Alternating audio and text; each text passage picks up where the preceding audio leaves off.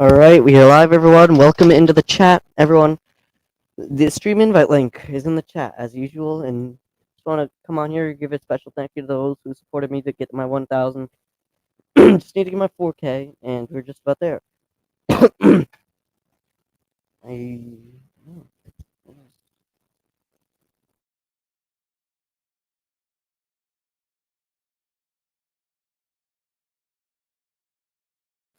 Alright, yeah, I was moved there. Yeah, we're just about there to our 4K. We're 3/4 plus the 1266. So that'll give us, 3.1266 out of 4. It goes about 78% of the way there, which is decent.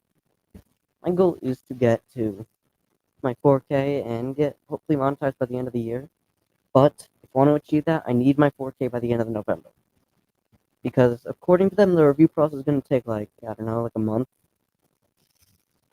Alright.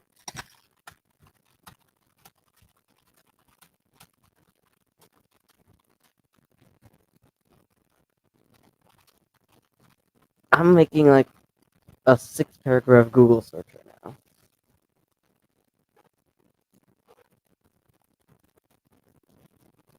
Approval usually within a day or so, but it can take several days. 2 to 4 weeks, bro. I ain't waiting that. But that's probably gonna be a nerve-wracking 2 to 4 weeks. Am I gonna get it? But the giveaway, I don't know what I'm gonna do. I might do like a cash app giveaway or something like that. I don't know. I don't know what form of giveaway would be sufficient for this goal. And we should look at that as well. There's no people on, and yet I have 1,000 subscribers. Such a weird thing. In fact, I can barely pull people on my stream, but I still get a big following. It's like really weird. Super weird, y'all. So yeah, everyone. I hope you all are having a decent day. At least I have a decent day. We had like only a partial day in school today, so it was okay. It's just like today was just a pretty typical day, honestly. I mean, I got like 3 hours of sleep last night because like, I just don't know why. I just got like negative 3 hours of sleep last night. All right, so I'm hoping to be live again tomorrow for Trivia Tuesday. Of course, the prize is a shout out. What do you expect me to give you? I'm not giving you like whatever comes to my mind. I'm just giving you a shout out because that's the best I can do at the moment. That's the most efficient thing I got here. Yeah, I don't have anything that sufficient for a giveaway, but I do have some seeds that I'm hoping to be putting in the ground soon. I don't know how long those are going to take to get there, but yeah. If anyone wants to hop into the chat tonight, there it is. Stream invite link. And today we're going to be talking about treating illnesses and injuries in chickens. Before we do that, we need to wait for people to get on because this is information that people need to know. And if they're not hearing the information, nothing really worth in that. All right. So I'm just gonna wait for people to get on and actually do absolutely nothing but just talk about random crap for like probably 15 minutes, something like that. I have no clue. All right.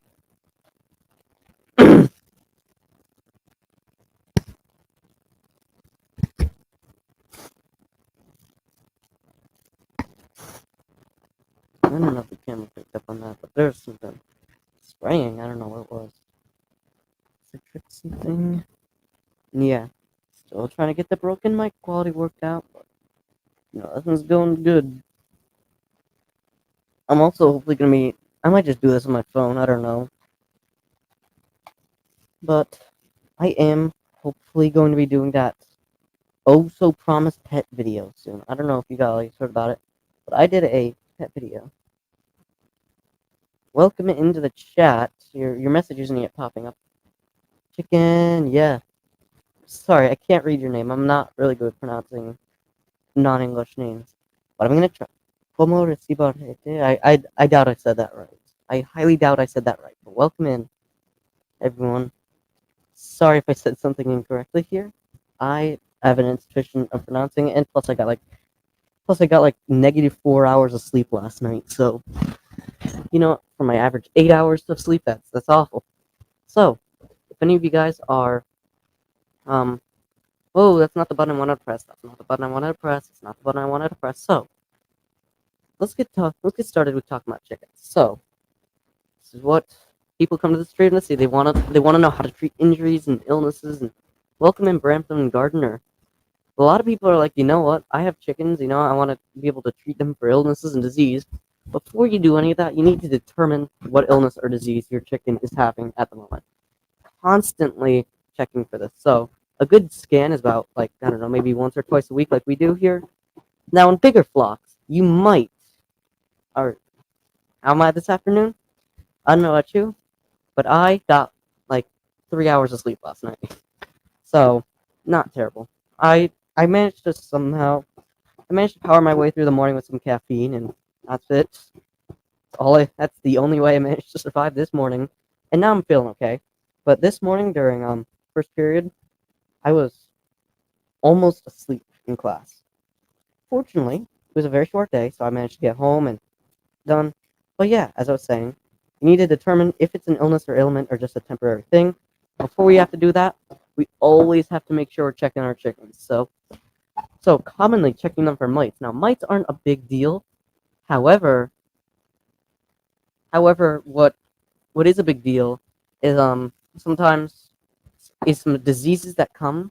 And mites, I don't know if they carry diseases, but treating mites aren't usually harmful to chickens, but they are a nuisance, if you know what I mean there.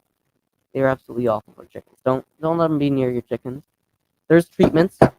I know for a fact because we had mites and we used treatments for the chickens. Treatments are what everyone needs for chicken illnesses, and yeah, you all need to make sure that you're treating your chickens if you have any.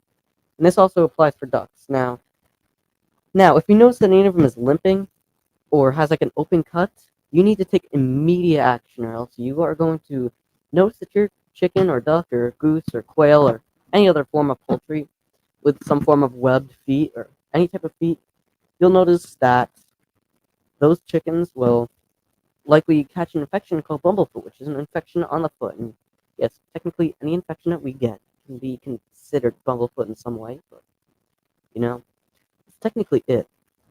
It's an infection on the foot, and bumblefoot is a big deal for chickens. So don't let your chickens get that because getting scraped on the foot is something I dread because I've done it like 30 times in like the last month, and getting your chicken scraped on the floor, that's not good either because some chickens are idiots and they fly off the roost bars and they fly out of their chicken coop roof sometimes. They jump up there, they get their legs cut a little bit, and yeah, it's something we need to all make sure we're looking out for because bumblefoot is a big deal, and we have had one chicken on this farm that got bumblefoot. I'm pretty sure y'all know who I'm talking about.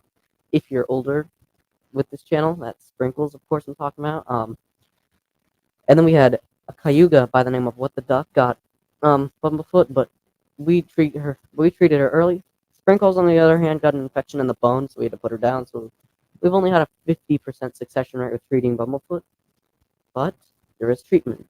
I don't remember what type of salt it is. I keep thinking Epsom salt, but I highly doubt that's the actual type of salt you use to treat bumblefoot. But you do want to soak it in the salt. You can look it up after the stream. You really want to soak that chicken's foot in that salt, or else they are going. Or else, and what that does is it cleans out the wound, sort of, and it helps them like get like a little better with that. Now, treating this illness is like a big disorder, and if you have to put them down, you should, because you want to keep them out of pain, and keeping them out of pain is a big thing. Now, illness is also a big thing. Now, we've not really had any big chicken illnesses. I believe eggbound is treatable for at least like the first 15 hours. So, if you notice your chicken's going eggbound, you need to react fast. But if they have egg yolk kernitis, where it gets stuck in their track, I'm not going to say the actual word for that because, well, I prefer the stream stay open for everyone to watch since this is valuable information. When an egg gets stuck there under development and it can't come out, so chicken can't lay, it gets a very awful infection and dies. Usually it's about a week after. So if you notice this is something you need to check and make sure your chickens are due for. Now, injuries, another thing is predator attacks. We were talking about last chicken chat about predator attacks. We were talking about how my rooster got attacked by a fox. We were also talking about how to keep foxes and other stuff out. And my rooster actually got attacked by a fox. Fox tried to drag him away, but he put up a good fight and managed to run for refuge under my neighbor's trash can, of all places. But he's a smart rooster. He has some IQ there, and he ran under there and he hid under there for about maybe an hour. I wasn't at home, but he came back later and we gave him some painkillers. He was just fine after that, and he lives to this day. Welcome in Tiny Farm Nuggets, actually. Now, my recommended this morning, or the other day, not this morning, I saw one of your videos about your house burned down like I think that was 11 months ago. I saw that video in my feed and I was like, wow, so I'm just asking, how y'all doing after that? Because I know that was a little bit ago, but it did happen. And I'm aware of current events, don't worry. I'm keeping up with as much as I can with our community here. I'm trying to keep up as much as possible. But I can't get to everyone. I can get to as much as possible here. So if you notice that I miss some people in the chat, that's completely my fault. Especially if the chat's going fast. Alright. Yeah. I did see that video. Your house looked like it was totaled after that. I do not want to be in that situation, and neither does anyone else. Because you were like, oh, we lost our house, we lost the cars, and I don't want to ever have to do that. I don't want to ever have to go through that. I don't think anyone in this chat wants to go through that. But I could hear sheep in the background, so I'm hoping they were fine. If something like that happened to my house, we have our chickens well away from the house. We have the cars away from the house, so we still have escape things and pets. And we'd also probably get the dogs out too. That's another thing. You need to make sure that your chickens are safe. We got to shed the house now on slab. All animals were fine. Alright, good. I have a perfect emergency plan. And I think everyone else should too, because that's a prime example. They can happen at any time. It could be an electrical fire, it could be any type of fire. Especially on the west, y'all out there have to worry about wildfires. Those things can burn through your home like it's nothing. And they will burn through your home. And they will destroy it. I've seen a lot of times you have big fires coming through, and especially the campfire back in 2018, they come through and they wreck everything. They wreck people's lives, they destroy their homes, they can destroy history. There was once, I believe, a historic town in California that literally got wrecked because of a fire an electrical fire. Electrical fires, those are completely unpredictable. But if there's one thing I'm going to say about electrical fires, is that I know this tip because I heard it somewhere. I don't remember where I heard it from. But if you smell random rotten fish in your house, caused by a mouse, those things are bad. I'd rather not talk about mice. They're so awful. I've not really had an issue with mice yet, but they can literally, not only will they really just run through your walls and make you literally want to bring a jackhammer through your walls and throw bricks at that, but they can also chew through electrical wires and destroy your whole home. But if you ever smell rotten fish in your house, get out. Get out. If you ever smell those rotten fish, that means there's an electrical fire. That's at least I heard that somewhere. I don't remember where it was. Because I don't think anyone casually has rotten fish in their house. So if you randomly smell rotten fish somewhere, that's your cue to get out. I don't know where you heard it. I don't know what time it was at. The scariest types of fires happen at 6 a.m. We had a volunteer fire department. Only took them a long while to get here. Power is out, so no well water. Oh, that's awful. Those mice, not only will they be burning people's homes down, but they can also cause a lot of destruction. And when the power's out, that must be awful. Losing everything that you built up. We lived here for almost 5 years, and we've done a lot of this home, and I don't want to lose that. I don't think anyone wants to lose their home, especially if you live there for longer than 10 years. I'm praying that everyone's home is safe tonight, and tomorrow, and for the duration of the home's life. I don't know what time it happened at, but the scariest fires always happen at 2 in the morning, 3 in the morning. Those are the deadly ones, because if you're like me, and you have issues falling asleep, but then when you're finally asleep, you have issues waking up. those fires, when they come through at like 3 in the morning, sometimes you could literally see through that and literally lose your life because you don't even hear the fire alarm. That's my fear. So, my ultimate hope is that I can get at least something out of the house. Like, my house will be burning down, I'll be grabbing my phone and zipping out of it. So you can have spare water reserve. So you can only have spare water reserve somehow to fight the fire. We had a couple extinguishers, but would have needed to bust walls open for them to work. I'm hopefully guessing that I feel bad for all y'all. You lost like some of your possessions. I bet at least one or two of them. I have a lot of stuff in my room. I have a lot of stuff in my room. I have my whiteboard. I write down my video ideas. I have like the last remains of some pets and and like other stuff. Need to have an axe. Oh, that must be awful to have to like axe through walls and. I'm not. I'm hoping none of y'all have to ever go through such a thing. Yeah, it wouldn't. I would just get out of the house if I was in that situation. I would just run out of the house and just go out there, and I'd be like. And you know what? I'd also probably call. Um, our cats had just died a month before. That's bad. No, those cats. I don't know what day it happened on, but I know it was. I know it's probably like a cold. I don't know where you're at, but if you're up in like the north, like I am, it's probably a cold day. So it's probably happened like December or something like that. But make sure to stay safe. And and during the cleanup process, you need to be real careful and sifting through that stuff because if it hits a certain spot in your house and there's like chemicals there, and you're not wearing proper protection gear, it will kill you. We got out before we knew it was up in flames. Black Friday in Arkansas was cold. Oh, that is rough. I wouldn't I would never imagine having to go through that. I don't know if you'll have chickens because by the looks of your profile picture, you'll at least have a couple. But how do you treat your illnesses with chickens or injuries? Like, if you ever have injuries with chickens, how do you treat them? Like, how do you guys treat it? Like, I personally find the injury, determine how to treat the injury, and then give it said treatment. Maybe it's bringing it to the veterinary hospital, give it treatments there. Maybe giving it, maybe giving it something like, oh, you have goats, chickens, and rabbits. Um,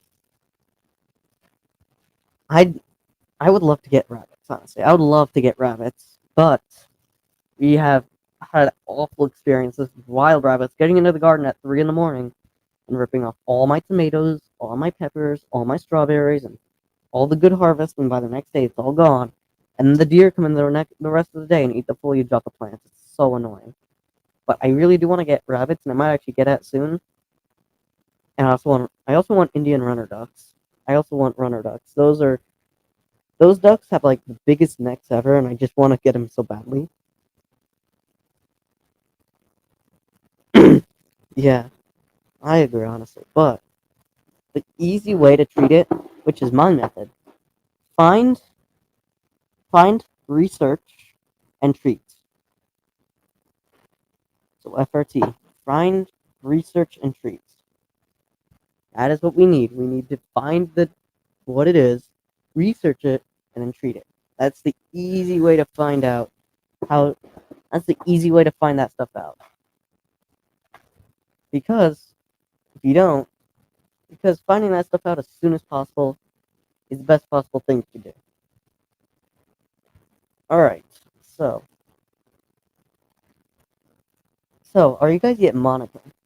I just have one question. Like, if you are monetized, I want to know how long will it take me to get reviewed? Because I'm just trying to get into a partner program right by now, like an extra $1.50.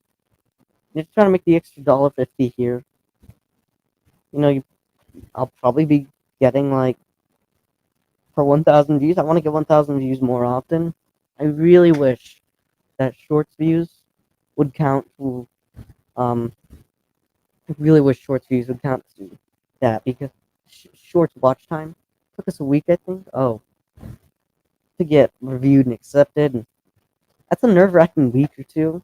A lot of them are like, "Oh, it's gonna take 1 month to get reviewed. It's gonna take 2 months to get reviewed." I'm like, I'm hoping it doesn't take 2 months to get reviewed. Like, I understand there's a lot of people trying to get in the partner program, but I don't want to have to wait 2 months in a queue to get accepted. I'd rather have it maybe in like a week, or a little bit lower, because that's what we need. We need to get the extra $1.50 here. And in streams, I'm hoping to get donations and channel memberships all set up. With channel memberships also comes like super thanks and stuff like that. I'm hoping to get all that stuff set up. That is what we. That is the easier way to make a little bit more because ad revenue is gonna make me like $3 a year. Channel memberships might make me closer to like 15 a month, and super chat could easily make me about maybe 15 to 40 a stream. And when you're doing that one monetization stream, that is the easiest time. Yeah, they evaluate everything. They just said it. It was like 1.5 months.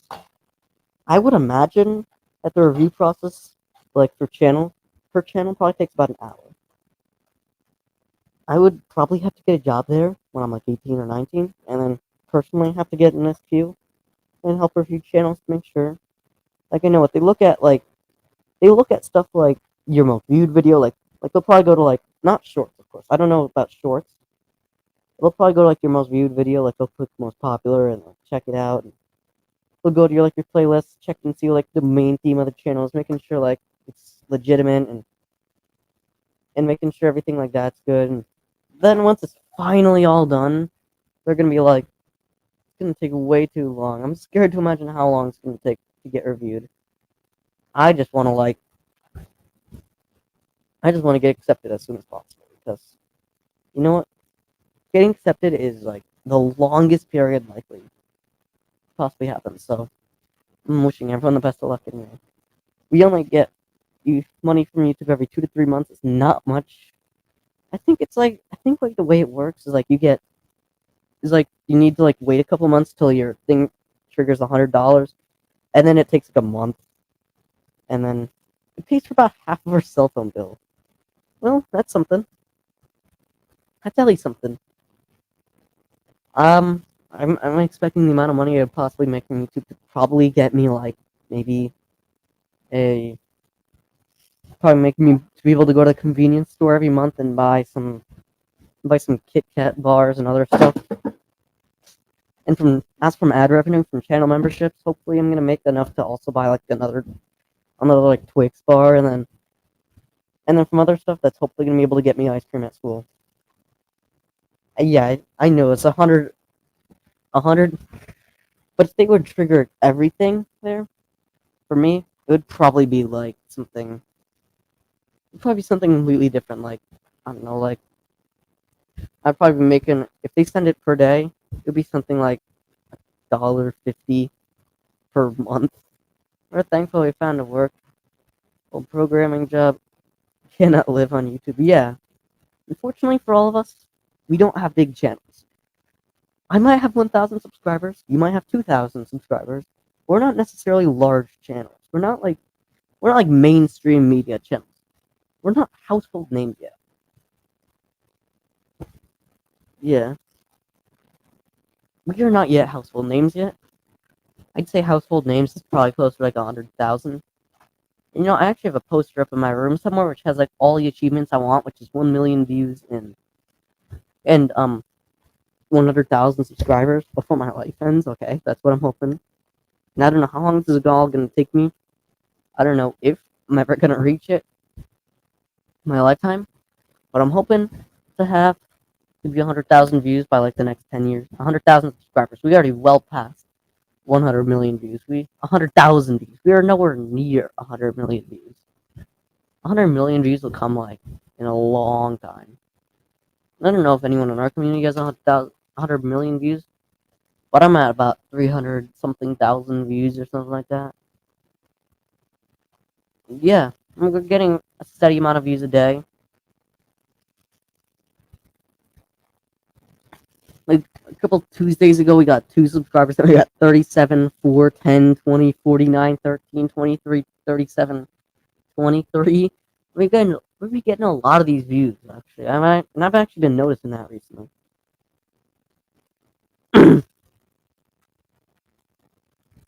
Yeah. Lives are gonna be the ones that are gonna pull a lot of watch hours.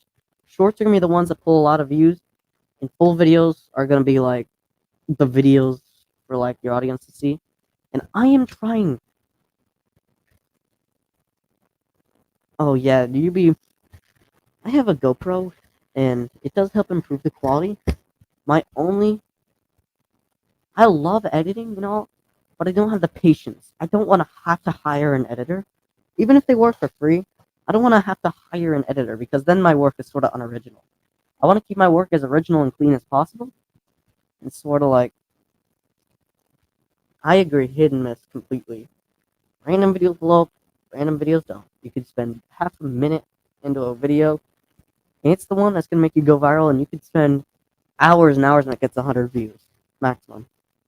One thing we all love and hate about YouTube. Probably my hate side is like going to be stuff like, yeah, it is a lot more gratifying to do it myself. So all the work you see on my channel is completely done by me. I don't hire an editor. I don't do any of that stuff. I do all the work. It's tiring sometimes. And just for me to have to like get people to sit through the end of the video and click on an end screen, that's what I need people to click on an end screen and make people watch at least 2 or 3 of my videos. That's gonna help me blow up and keep people on for longer. But my editing work always falls after the first 3 minutes. That's one thing. I don't want to make my videos seem ridiculously rushed. I want to make my videos seem like they're decent in quality and sometimes high effort for my channel size.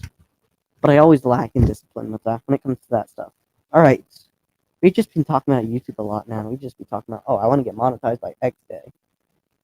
I'm hoping to get my 4K by the end of the month, and that will make me hopefully be accepted around Christmas. Because, I don't know how long applying takes. I'm worried that applying is going to take as long as it's going to take to get accepted. That is my worry. That applying is... Yeah. Yeah, I will say that, like, getting better equipment, if there's one thing you say about it, it does not help boost a video. It does not matter if you're using an iPhone 1 or whatever they call the first model of the iPhones, or you're using the best, whatever the hell you guys use nowadays for cameras, GoPro Hero 12 or whatever the new model is. Doesn't matter, as long as you have at least some form of video that's going to be able to be recorded and uploaded.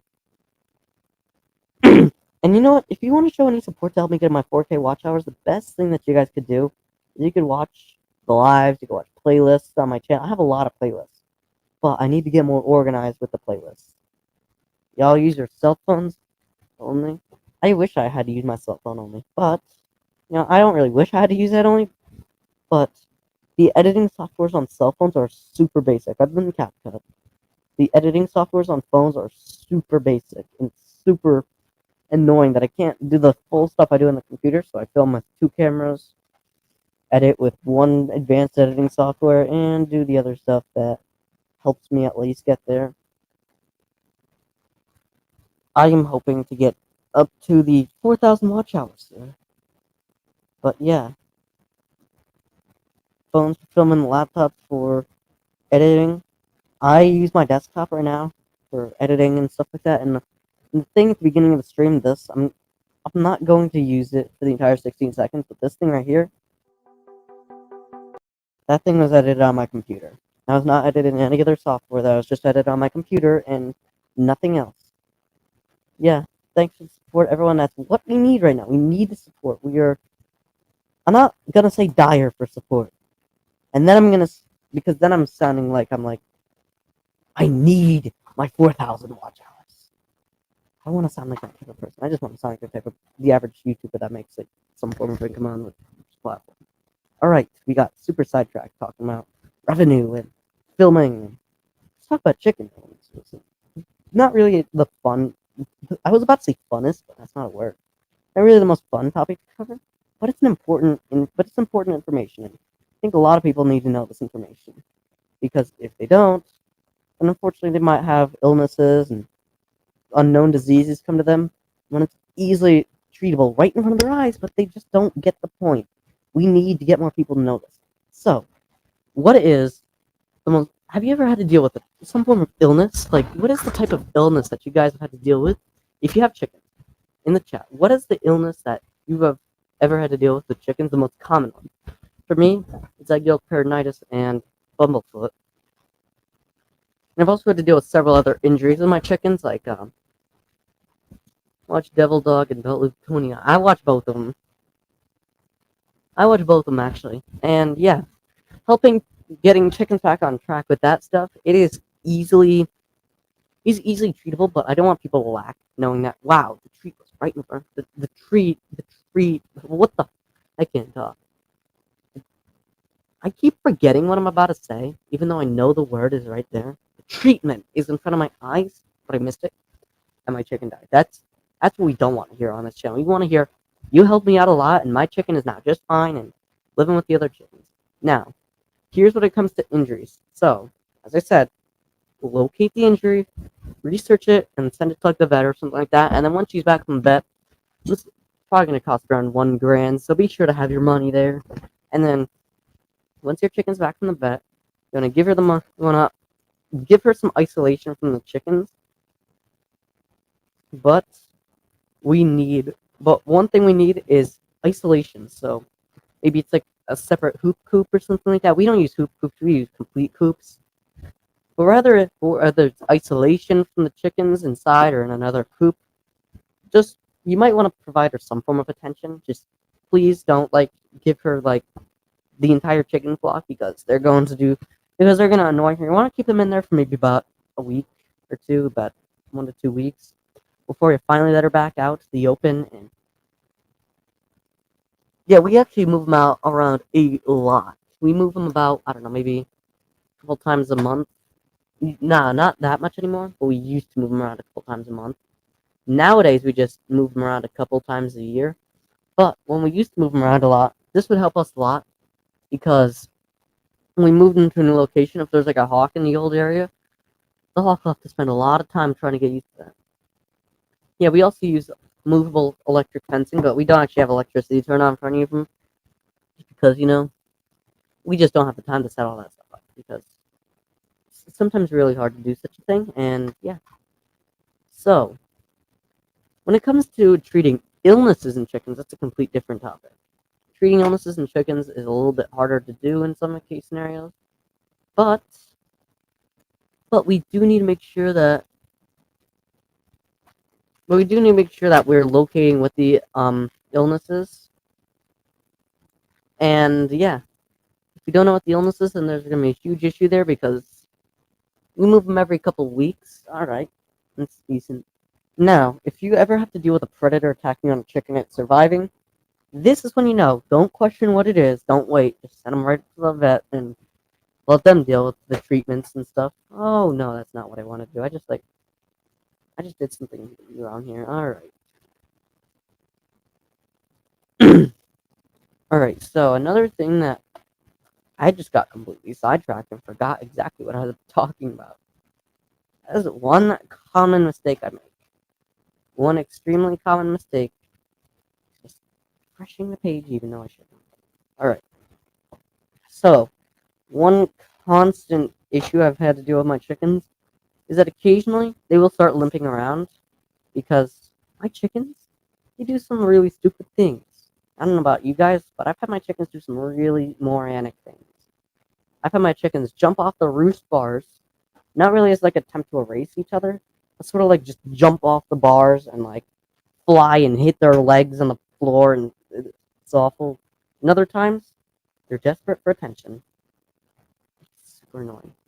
Chickens can be attention seekers. They're you're not giving me enough attention at home. I want attention. It's so annoying. Please, chickens.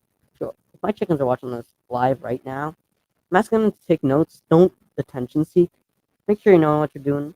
But if you notice that they're sleeping in the nest box and they're not broody by any means, that's when you know there's something wrong with the chicken. Egg yolk peritonitis is a very common disease, and in egg yolk peritonitis, egg-bound chickens. That's one way we know that they're egg-bound or egg yolk peritonitis, because egg yolk peritonitis is a pretty serious disease. Yeah, you should tell my chickens what I'm saying right now. They need to stop being attention seekers. It's that simple. It's simple as that. They don't need to be attention seekers because they already get enough attention at home. My chickens shouldn't be attention seekers. I give them plenty of attention. I'm like, man, I'm going out there like sometimes 3 or 4 or 5 times a day just to say hi to them. Oh wow, the stream viewership just dropped by like 69%. I just go out there every day and just say hi to them, and clearly not getting enough attention at home, it seems, because yeah, they just seek attention. Chickens are the biggest attention seekers sometimes, but puppies, they're even more attention seekers. Yeah, chickens, they are big attention seekers. The chicken on my profile right now is not really attention seeking chicken, but we have buffs, and one of them is the huge attention seeker in the flock. She's like, if you don't give her, yeah, I'm set for Thanksgiving. I have a turkey. We have some bread, some cornbread almost ready. We're gonna start cooking them hopefully on like Tuesday or Wednesday. So tomorrow or Wednesday, and then once that's all done, we also have other stuff like we're also gonna have family coming up. So I'm gonna have to like sort of like make like 2 vlogs on the 23rd because Thanksgiving is the 24th, and I just need something to get out there for the 24th. You know, you know, I want turkeys and guineas. I wanted to have guineas last year. Last year was like, wow, I really want to have guineas. But then I realized that one wrong move of those guineas, and they will literally attack you. They're not like chickens. They're not like chickens where like if one wrong move, they're not gonna like care about you for a week. And that's my chicken. If I don't give her enough attention for like one day, she's gonna be like, "How dare you not give me attention?" And she gets mad at me for 1 hour. These guineas will get mad at you, and they will attack you. I really wanted to have guineas, but unfortunately I can't. And they're ridiculously loud. They are ridiculously loud. Guineas? I've actually had guinea before. It's okay.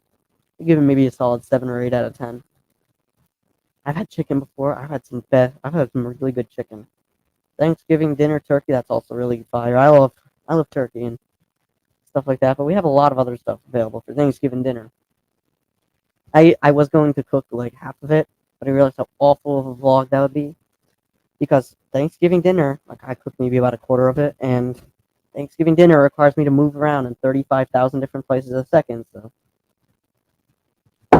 it's just so annoying. But I will possibly be looking into getting guineas. Just as maybe like a 10,000 subscriber special or 5,000. You know, as soon as I get the money to, I'm gonna get runner ducks, guineas.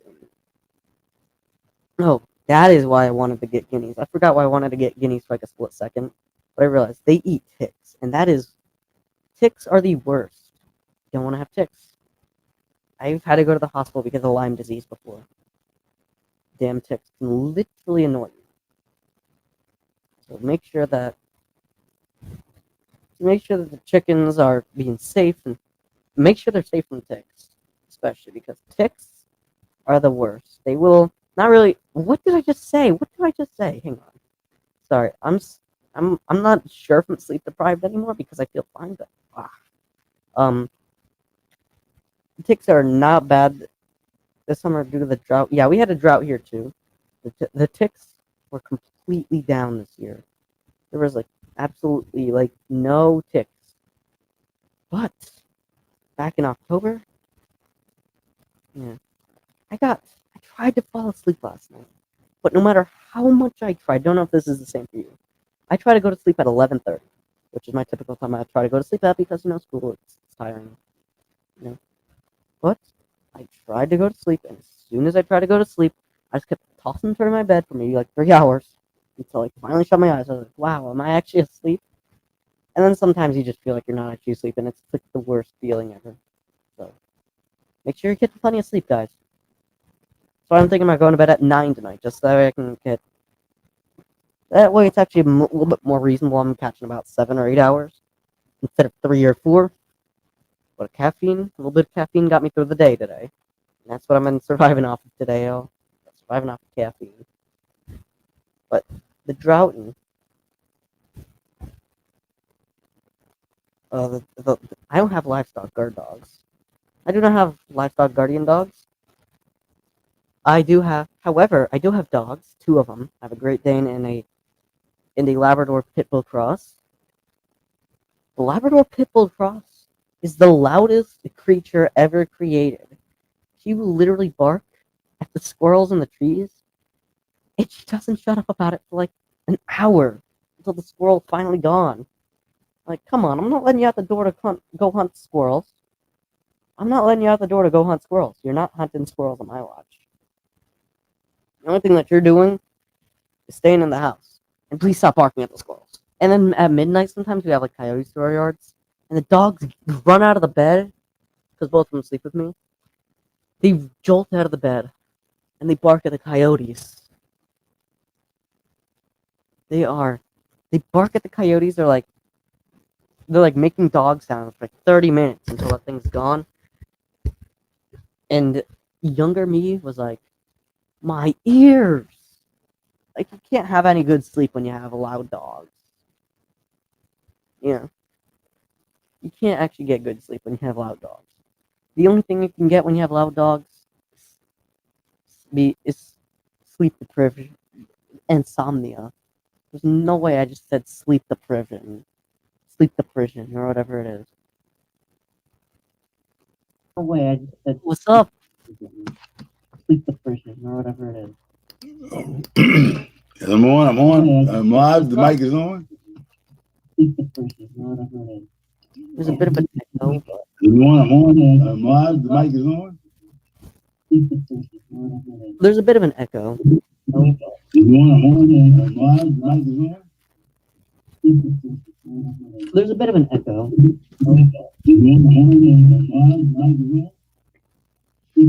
I'm not even talking. That's me repeating myself.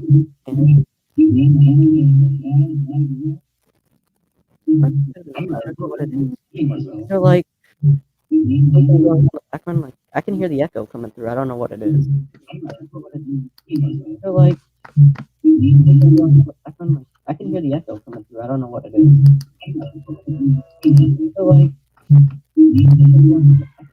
can hear the echo coming through. I don't know what it is. They're like,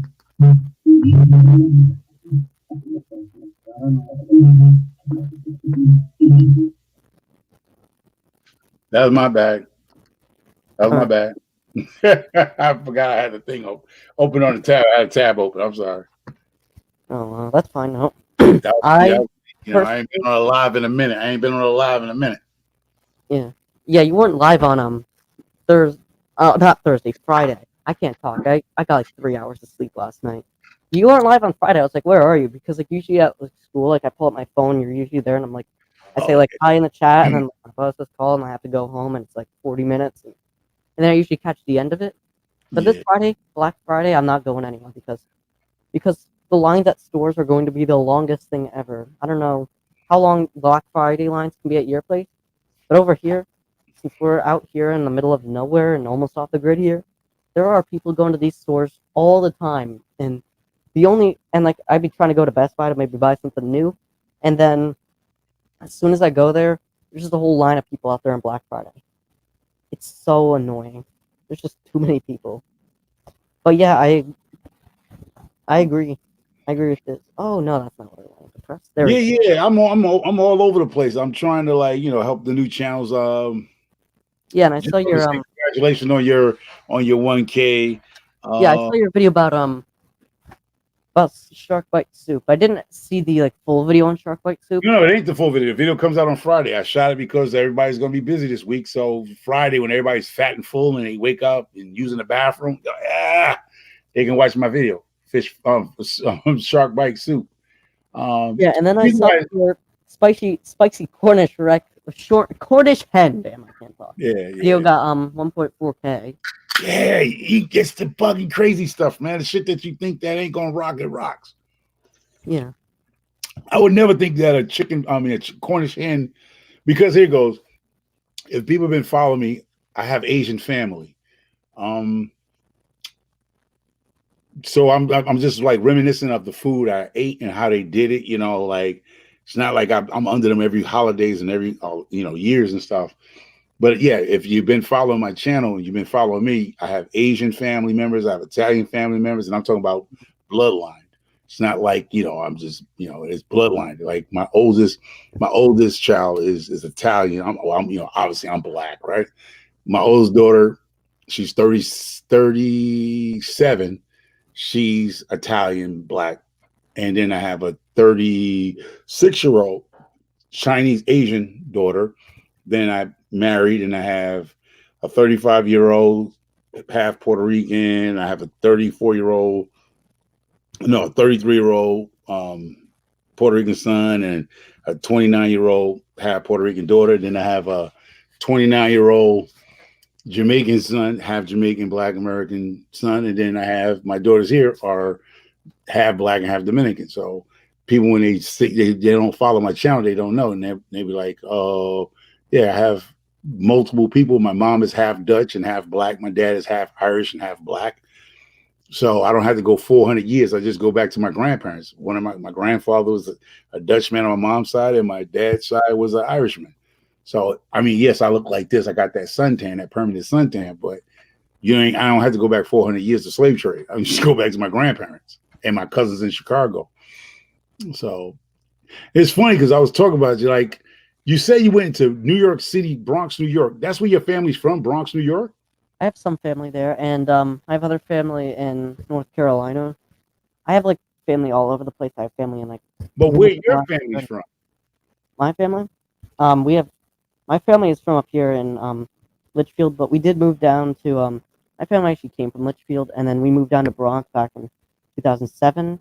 I wasn't around back then, but then I was born in the Bronx. I lived there until 2018, and then we moved up here to northern areas to like move out of the city because. Yeah, see, that's the part. That's the part where you be talking and you throw a lot of people off, and I'm like, because you be talking about. I'm actually where you. So you was born in the Bronx. In 2018, your family moved just before the boom back came to America, right? Yeah. So that's what I'm saying. Like you're really. I mean, you was a kid, cause still you're a young man, So that's what I'm saying. It's like you sometimes you be talking, you sound like you was in the 80s with me and shit. But yeah, so that's what I was trying to figure. I was like, he said Bronx. I'm like, his family must be from the Bronx. So yeah, so you're So you was born, your family moved from Connecticut down to the Bronx, and you was born and they moved back up in Litchfield. Okay, so now I'm following because when you said the Bronx, because you got a Bronx, Connecticut, that's why I thought you said I'm going to the Bronx, nigga, Connecticut. I'm like, I think he's saying New York City. And you said New York City. I'm like, oh, okay. So you're I'm not I mean, you probably had a little years in the Bronx, but you was young and then you went up there, in Connecticut. But yeah, so you actually, your family, Bronx people, basically. That's cool. That's cool. Yeah, I'm born and raised in the Bronx. Born, raised in the Bronx. Yeah. So. And I saw that one of your videos got 6,000 views a couple weeks ago. It's old news. I remember that day I went to remember that day I just got out of like an extra school program that day because like I have like and then like I sort of like went and then after that like I sort of like sat down at a restaurant with my family and I was there and like turned on the Wi-Fi there and I'm like, I'm gonna check up on your channel. I saw that your video got 6,000 views and 1,000. I remember sometimes that was a car accident. The one that got 6,6.6 thousand views. Okay, yeah, because that morning my kids went to school, put them on a school bus, and every Friday me and my wife go for breakfast. And we was just having a conversation with her, and we was in a 5-car Pilot. Like instant, kids went to school. We got behind the school bus. They went to school. We got on Route 15. Less than 8 minutes later, 5-car Pilot. So we totaled her Land Rover, totaled it. I mean, it wasn't total, but those cars, once they get hit in the back and the side, they total them out. So they totaled them out, and we wasn't hurt. And I showed the guy who hit us in the back. We hit the lady in the front, a young girl from Connecticut. She hit a car in the front. Then she hit the guardrail. You know those 2 lanes? It ain't but 2 lanes in the Merritt. I mean, you're familiar with those. I'm probably down south too. It ain't but 2 lanes. So when she hit the guardrail, her car turned sideways. Now the lady that was in front of us slammed on her brakes to kill the young lady because the lady would have went straight into her driver's door because her car turned sideways. So the lady was going to go straight into her driver's door and probably killed a young girl. The girl could have been about no more than 25, 22 years old. She was shaking the hell up. And when we stopped, the guy behind us hit us directly with no brakes at all. Just like, bam, hit us into her. And I weaved over a little bit, but we still hit her. And that was it. But our car was totaled. His car was totaled. So then the next day, me and the wife went back home. My neighbor came and picked us up. The state troopers took us off the highway. I'm going to took us to the parking lot that's off the highways. You know, the what you want to call the people that commute. And then I called my neighbor, and she came and picked us up. When we got my car. Then we went breakfast. Still went to breakfast. Got in the car and drove down the same road we was on. Went and had breakfast. And then the next day she went and ordered a new Land Rover, the 2023. It's going to take 6 months for it to be built and sent here in America. So it is what it is. The other day I go to the Bronx every Friday, and so we were driving there, and remember you uploaded a video at about, what was it, like 6? It was literally just like a link to your other channel, and then I remember I went there and I literally saw it get like 200 views, 300 views, 400 views, to blow up to 2,000. Yeah, I was bugging out. Yeah, that was the shark bite thing. The shark bite. Yeah. Yeah, I was like, wow, like certain things like that. But see, that's what I was trying to. Who else showed the hands are dirty about that? When you do shorts, even when you were doing shorts, I'll say I'm learning from you. When you do shorts, Tiny Farm Nugget, I see your comment. This is my wife's 3rd Land Rover.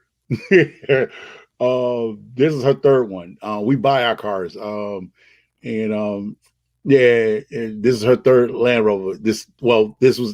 We told her 2nd one, so now she have a new one custom built one. But she's getting the Range Rover this time. She went all out. And so she went all out. I didn't say nothing. It's her, it's her money, and she wanted it now, and she ordered custom made Range Rover, which is a 2023 Range Rover, and it takes 6 months for them to build that custom vehicle that she wants. So yeah. So we have other cars, so that's the good thing about we've been blessed to have where we didn't skip a beat. And that's it. So it's all good. Yeah, it's one of the type of people dream cars. A lot of time, like the new one, she had she did a lot of customization in it. And listen, man, I'm not even gonna say that. It's just you just bugged out how cars can cost more than people's homes. It's like, wow, but we made it. Like, like the Jeffersons, moving on up. Like you saying they only give you like 5 years to pay for those type of cars. You're like, dang, man. With interest, you think about it. The car's like over 100-something thousand, and you got to pay that within 5 years because you only give you 5 years to pay for a vehicle. So you're sitting there like, wow, that's crazy. But we come along. I mean, well, I came a long way. She come a long way, but we've been blessed to actually be able to do what we want to do. We don't have to live with Jordans. We like to enjoy ourselves. I like to enjoy my retirement. Like I said, I retired at the age of 46. And now I'm trying to get these young men like the Chicken. I talk to these guys, invest your money. And I hope you got that Cash App soon, bro. Yeah, I'm trying to get it through, but my area, since we're just about off the grid over here, we are constantly when you get back into the Bronx where there's some internet. Yeah. The reason why I'm gonna tell you this, I hope you listen to me because I listen, don't worry. I hope you do. Okay, this is the reason why I'm gonna drop you some gems on you right now. Okay. Because to my understanding, I don't work for YouTube, but who the fuck? Oh shit. Oh, I got it. That's my Jordan. That's a kid in Florida. To my understanding, the reason why I'm telling you go get a Cash App, right? Because to my understanding, you busting your chops, right? Yeah. My understanding, because you're underage, they're not going to let you monetize because you got to be, I think, the age of 18 to monetize. Actually, I read the thing, and it's like, yeah, you have to be 18, but like if you have like your parents with you, you can still monetize, but like all the transactions have to be like done by them. Because I read the things, and it said that somewhere. Okay, so that's what I'm saying. So your mom and your dad's, I don't know how you set it up. Can your mom at this point? Can your mom and dad take over so you can get paid? I don't know. I'll probably help me out along the way since I've just touched my 4K watch hours, and then once I'm there, I'm gonna get stuff all set up, but it's probably gonna make me like little amount of money, but like Cash App will probably make me a lot more, and I know what you're saying there because That's what I've been it's telling gonna you. make me like an extra 20, because Cash App could make you a lot more money, but like YouTube ad revenue and stuff like that is probably just make me an extra 25 cents. I don't know how much it made you, but No, me no, it's no. probably Hold up. See, I'm transparent, bro. I don't hide behind the games. Okay, I'm transparent. I made with the little Cash App and my super chat crap. yeah. After they took their fees, matter of fact, hold on. I didn't show you. I can be transparent like a mother skunker. Because I don't hide behind the game. Because like I said, this ain't my money. You know what I mean? It is what it is. You know what I mean? Yeah. So that's what I want to tell people. People say certain things, but they scared to show you, right? And I'm gonna show you where the money at the revenue. This is what I made out of all the super chat. You can see it. Let me put it up there, bro. So when people talk about I want to get monetized and I'm paying bills, look at that. That's what I made. 1874. So There you go. about $19. $11. What? $11 in October. November I made $7. That's not even a bucket of chicken at KFC. So I can show you because I don't care because this. Well, I'm telling people this money here when you got to reach what 200. Well, how the hell I'm reaching 200 with $18? All the shit I do. People be lying. They be faking it, bro. Unless you got some super members and you really doing your thing, your numbers. I don't have to lie. I show you because, like I said, that's not that right there. That couldn't even buy me a bag of chicken feet, bro. Yeah. Chicken feet $20 up here now, bro. So when people back like, I want to get monetized, I'm like, dude, you ain't making no real coins out that, bro. I'm sorry. Like you're going to have to get your videos where you're getting an extra amount of dollars every 1,000 views. So not every view, it's every 1,000 views on your videos. That's where if you only got 600 people, you're getting chump change. So all this hoopity hoppity about monetization and that's a bunch of Hogan Boxes shit. Get out there and get a JOB. Get out there and get your hustle. Sell you some vegetable clippings or something, but get it. But they see where I'm saying where you're gonna make your money is Cash Apps. You have to put the Cash App. Get your parents to set it up when you're in the Bronx. Get your Cash App because that's where you're gonna get your, the money to help you do what you want to do with your channel, whatever you want to do. You might want to show other things because at the end of the day, the chicken, you're gonna have to come up with some new contents because it's gonna be the same old sandwich. You get tired of eating the same sandwiches. Yeah. So you're gonna have to get the Cash App where you can do other things, where your mom, your dad, whoever could drive you into town. You could buy certain things. You could do different things. And you get grow lights like Mike K. I said you can buy some grow lights and stuff like that. Yeah, you definitely need to get a Cash App because you're young, and don't argue with your parents if they're not on with the YouTube game. Just get you a Cash App because you could be 4 years old with a Cash App, bro. So yeah, you might, it's this right here. I'm gonna just show you. I'm gonna show you once again. I'm gonna show you again. This stuff right here is not worth arguing with your parents, bro. You get what I'm saying? $18 is not worth getting in a big kaboom bob with your parents. It ain't like you missing out on thousands of dollars. It's not gonna happen. It's just that's the reality. That's why people, when they get monetized, they get quiet. They holler about monetization, right? But they never show you the checks. It become ancient Chinese secret to them. They don't talk about it because they're embarrassed because they've been pushing that narrative, which is a bunch of hoopla, bro. That's what I say. So Cash App, here we go. Super chat. They pimp you out with super chats. I think like for videos, I think I know all the revenue splits. I think for videos, it's you get 55% of the money and they take 45.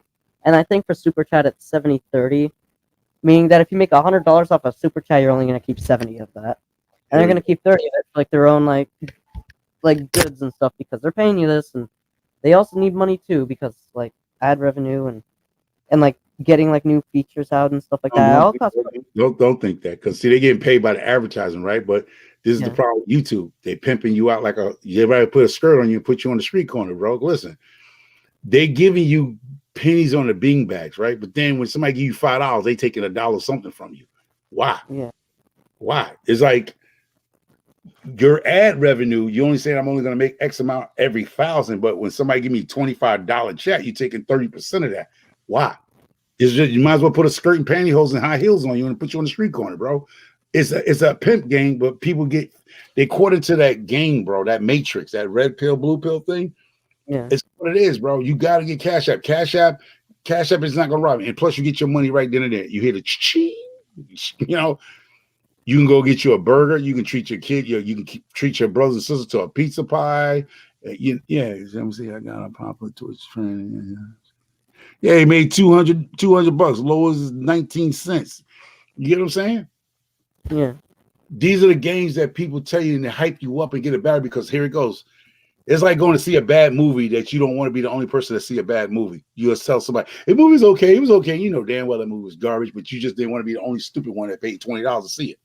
So you send your other friend down there to see that whack ass movie. I thought I was her. I'm just saying. You know, like you just don't tell people the truth. And people don't tell you the truth here. Yeah, see, like Mike said, they make their money off of donations. That's how you're gonna make your money, the chicken.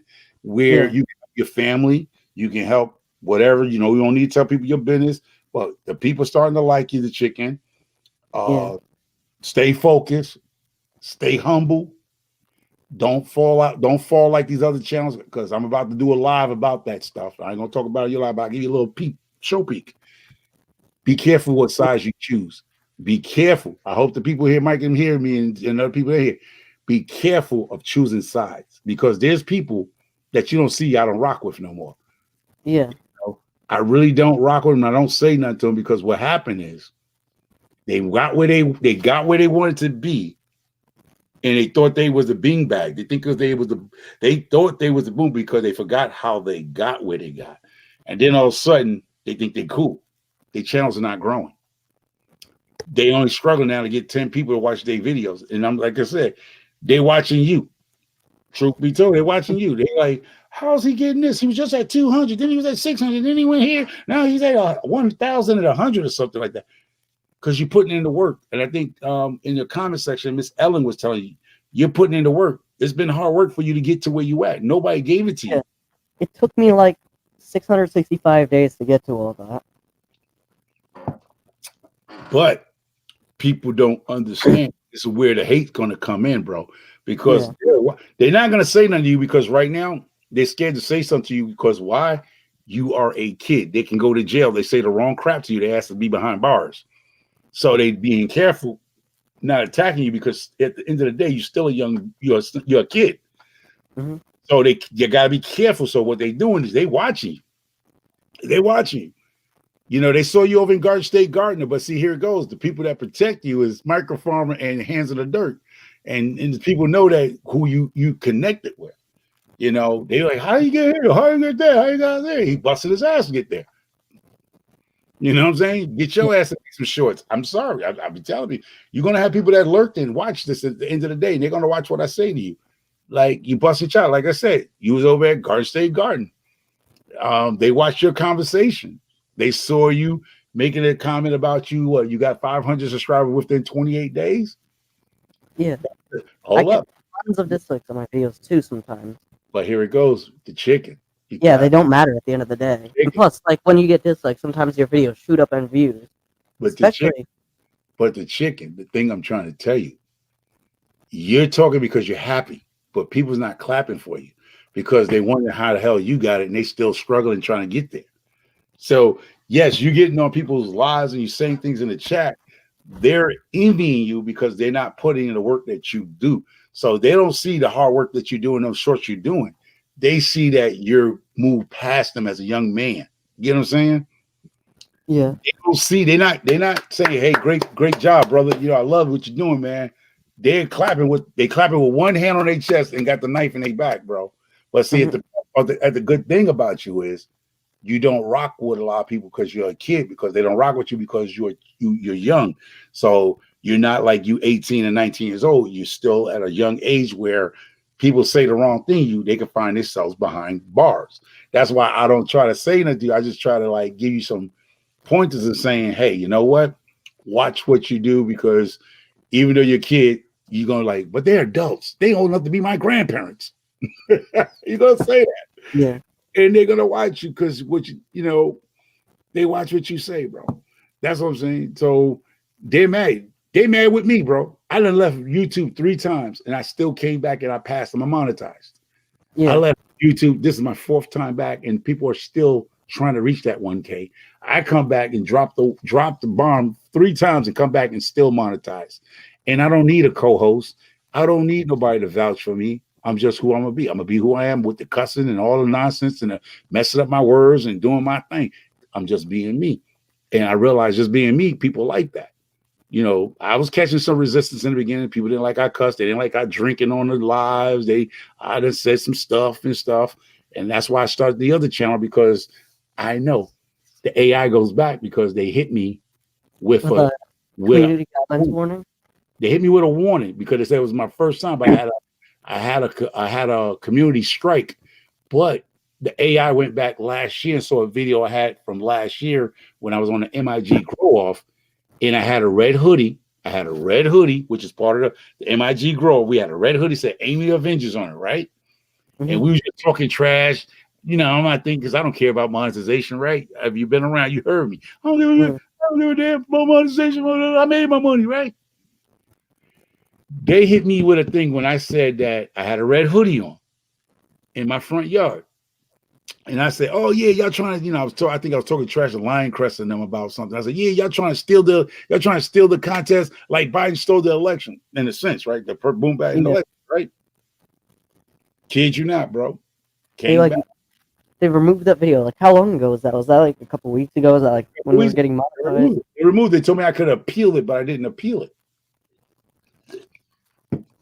Because when I saw the video, I was like, I can see how it went left on that one, but I wasn't thinking at the time. That's why I was saying, if the AI keep going back to my old videos, Microfarmer channel could be done. This monetization thing I got going on can be gone by the morning. If the AI say, because the first time they said they gave me a warning. Yeah. The next time, they probably, if they find something this time, the AI goes back there and finds something, I'm gonna get the X, right? Yeah, that's 1/3, and like they'll like remove your channel if you get 3 of them, and like I can get 3 of them joints within 44 minutes or 44 seconds if the AI goes back. I don't know how far they go back looking, because I have said so much stuff in my lives, and I've done so much stuff, and I done showed so much stuff in my lives that the AI can hit me with 3 strikes by the morning. I'm gone. Microfarmer, this channel right here is gone. Yeah. This is gone. So that's why I went and said cooking with Microfarmer, because there's no need for me to cuss on a cooking show. So I need everybody who subscribed to me on Microfarmer to swing over to cooking with Microfarmer. But you notice that, bro? Yeah. They follow me on Microfarmer, but they ain't roll their butt over to cooking with Microfarmer, because why? Everybody's not clapping for you, bro. Yeah, I'm over there on the Cooking with Microfarmer channel. I have it featured in my channel. I shouted you out earlier today. Yeah, but here it goes. Most of the people that's on my channel over there, besides you and other people, most people that's over on that new channel is the people I'm rocking with now, the new community I'm over there. That is the Weightlifting Geeks people. That is the Miss T with the T. There's 755 Media.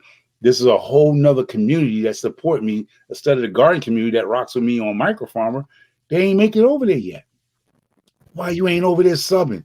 You already subbed to me here. Why you ain't going over there subbing to that channel? It's on my community page. I done learned how to put it on my community page, so you can't say you can't find it, because all you got to do is go to Microfarmer's page and go to my community page, and boom, you can click on it and go right over to subscribe. But here it goes. Why you not subbing? I'm not begging for people to go over there, but it just show you how if you had to change your channel to chicken to another channel, everybody's not going to follow behind you. Everybody's not clapping for you, because if that's the case, everybody, at least the people that see in my chat, they will just went over there and subscribe. They ain't doing that, because you can see who's subscribed to your channel. And there's a few people that are subscribed to my new channel that subscribe to Microphone, but I got 174, and I'm 174. Probably 15 is from Microfarmer. My channel, the Microfarmer channel, but everybody else is from other communities. new people from the Philippines and other cooking channels. They are over there. That's the funny thing about it. And that's what I say, you know, not knocking nobody, bro, but everybody's not going to support you that way because they upset that you're moving past them, so they can't clap for you, bro. Because see, here it goes. You was here when you was 200, creeped up, went right by them. Some people are still sitting at 700. Some people still sitting at 4. And they trying to figure out how do you do it. And I'm like, I got a clue of what you're doing. That's why I'm gonna start doing it. I'm dropping shorts, baby. I'm going to Orbi Canva. I'm going to go Google. I'm going to learn how to do these shorts, these crazy shorts, and get 30,000 views and 10,000 views. I see some crazy stuff in the markets, in the streets. Yeah. Look at that video. That was my car accident in my wife's car, and it got 6,600 views. Yeah. Car accident. I said car crash. Took off. Spicy pineapple chicken. Took off. That short was what was it called? Shark bite soup. Took off. I just did this other one. What was it? The one I just did, and it got 1,000 views. What was that? I just it was the one for Tori's Brain Games, I think. Yeah. Black eye, whatever, lamb beans or something. It's on like a pot of neck bones. Yeah, pot of there, on like a pot of neck bone. Boom, 1.1, 1.2 now, whatever. Like things just like that. And you can go in and see how many subscribers you got off that live. I mean, off that short. Because Hands of Dirt was telling me I'm on my computer downstairs. I was on my phone. You can't see it from your phone. But when you come down here to your main computer, it can tell you how many subscribers you got off them shorts. I don't know how to do that yet, but I'm hoping somebody can show me how to actually go and see how many subscribers I got off them shorts. I know exactly how to do it. I'm going to show you how to do it right now. So what you do is you go to your YouTube studio, and when you're in your channel, here, I'm going to demonstrate it for you. Okay, demonstrate it for us.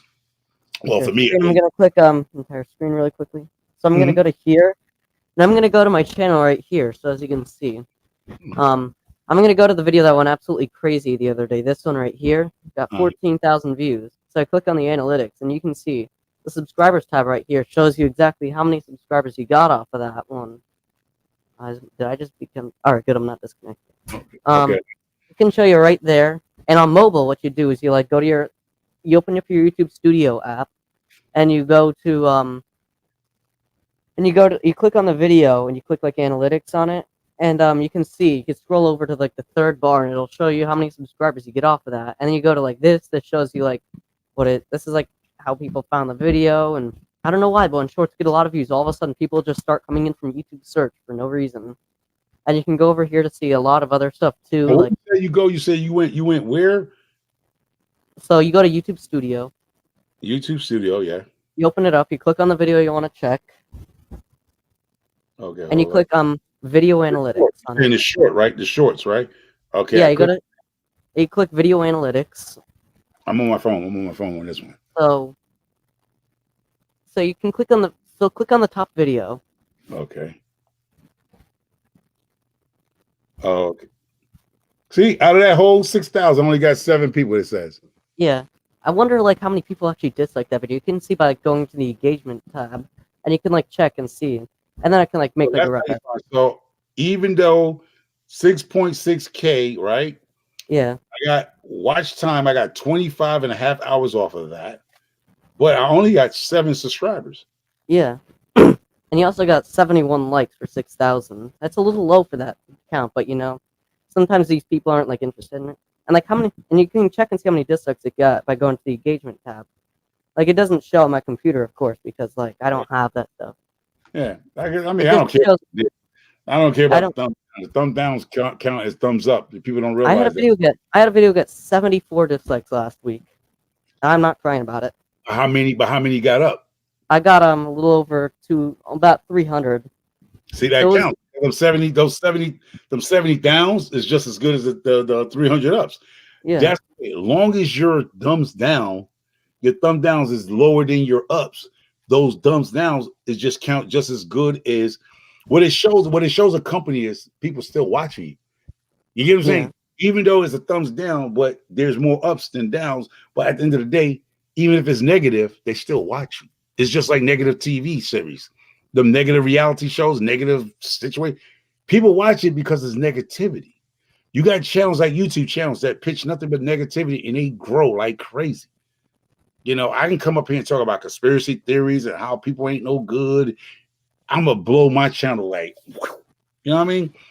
I can go hire some girls from the college right now and come out in bikinis in my on my property, picking my vegetables and feeding my chickens in a bikini and flecking their hair, and you'll see how the channel will take off because they're not really there for the chickens. They're there to see the girl in the bikinis and the tight jeans and stuff like that.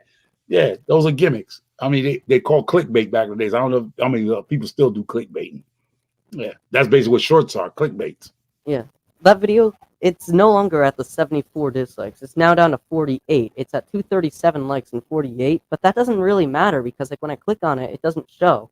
And I bet with your car crash one, that one probably got loads of them, probably got like 15 or 20, and no need to cry about it. Just keep going. I bet it got like 15, 20 of them. You could look like the percentage. Maybe it's like 65, 66. It's not below 50, so you're good. Oh, you know, Mike's saying he don't even what he's saying.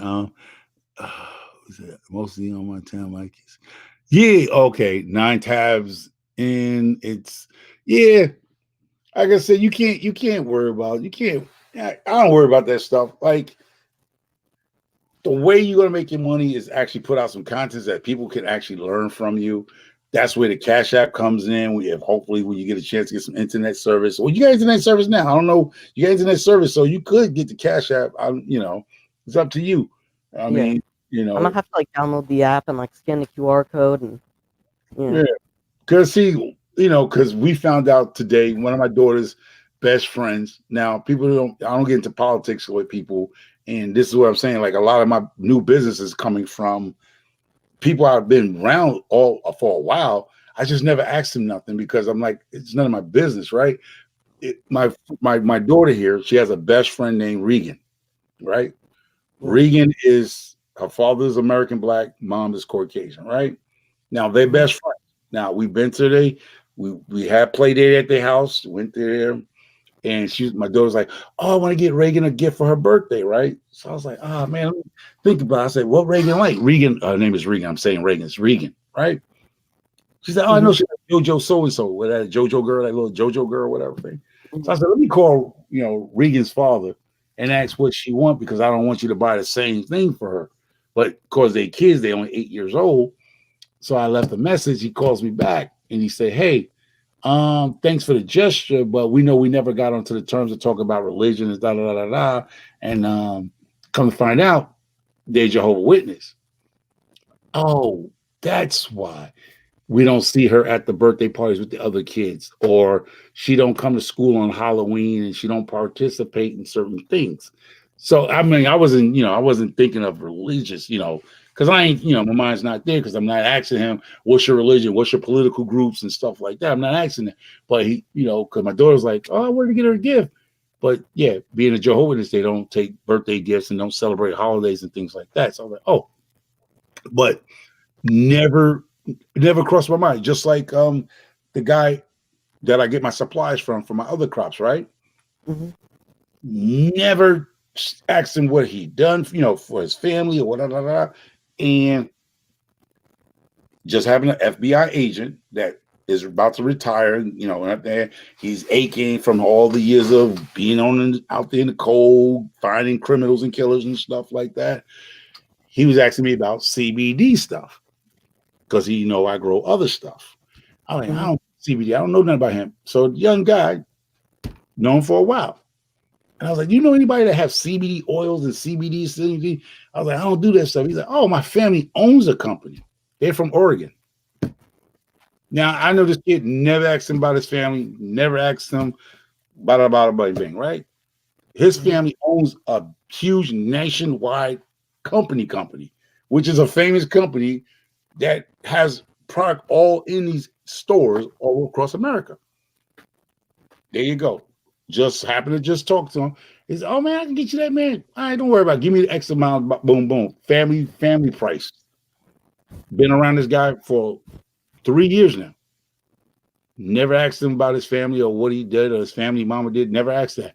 And he's like, oh man, we own the whole company. When he told me the company name, checked it out, packaged, I mean, by the pounds and stuff, they sell this stuff to dispensaries and all these places and stuff that sell CBD stuff. Huge company. Rich kid, but he don't look rich kid. You know, he's a rich kid, but he don't look rich. You know what I mean? He just look like me and you, just chilling. Never knew it.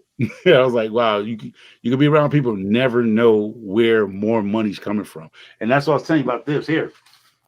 So his buddy that hangs with him, they own this company. Mm-hmm. They gave me a case of this massaging. This is what the FBI guy wanted. He wanted this stuff, the massaging oils, 20 milligrams of CBD. They own this company. One of his friends. They gave me a case of this. They just gave it to me. Say, hey, see, do they like it? Hey, give it to them and see if they like it. Whatever. All right, cool. You know what I mean? So you be surprised. You be around people, because I don't ask people their personal business and their lives and stuff. I don't ask. Just like this company right here. This company sponsored me. That's what I say. You don't have to get monetized to be sponsored. You just got to go out and get it. Write them letters out. I'm trying to get these people right here now. I'm trying to get these people here. Betty Crocker, because I'm an edible company, right? Mm-hmm. Betty Crocker, hey, I need y'all to, hey, what's going on? I need some love. Betty Crocker, holla at me, bro. Like, Just Dorsey be talking about Walmart, holla at a boy. I use their products for all my cooking goods, you know, cakes and cookies and stuff. I use this stuff. Betty Crocker. They got a number here. They got a what they call an HR person. That's what I'm saying. The chicken, you're a young guy. You don't have to wait to get monetized. All you gotta do is start pushing out to chicken feed companies. Since you be like, hey, me and my family, we own X amount of chickens. We own 15 acres or 20 acres of farming land. Seed companies out there. Would you like to donate and sponsor me and just donate some seeds for giveaways, and get young kids in America to get back into farming? Because a lot of kids don't know about farming, but there are kids like you that knows their chickens. They into farming. And I guarantee you, is a company's going to grab you to be the spokesperson of young American farmers. That's what you can use. Start up. I'm going to be the Young American Farmers of America. There you go. Gave you a name. Young American Farmers of America. Something like that. Young American Farmers. And there you go. That's guys your age. That's kids your age, 9 to 18 years old, actually running a farm with their family. And you could be the spokesperson for them. Oh yeah, see, there you go, Mike. I don't know if you see what Mike said, the chicken. I don't know where you at. Mike was saying he saw a channel with 80 subs get a free coop. Just gotta go out there and hustle. You just gotta get out there and hustle. So you don't have to wait for YouTube to monetize you to go get sponsorships. I mean, I get sponsorship from other stuff. I haven't gotten stuff from Betty Crocker, but the other companies, the other thing I'm doing, I got sponsors. I got product to do things for them. I mean, use their product and do reviews and stuff like that.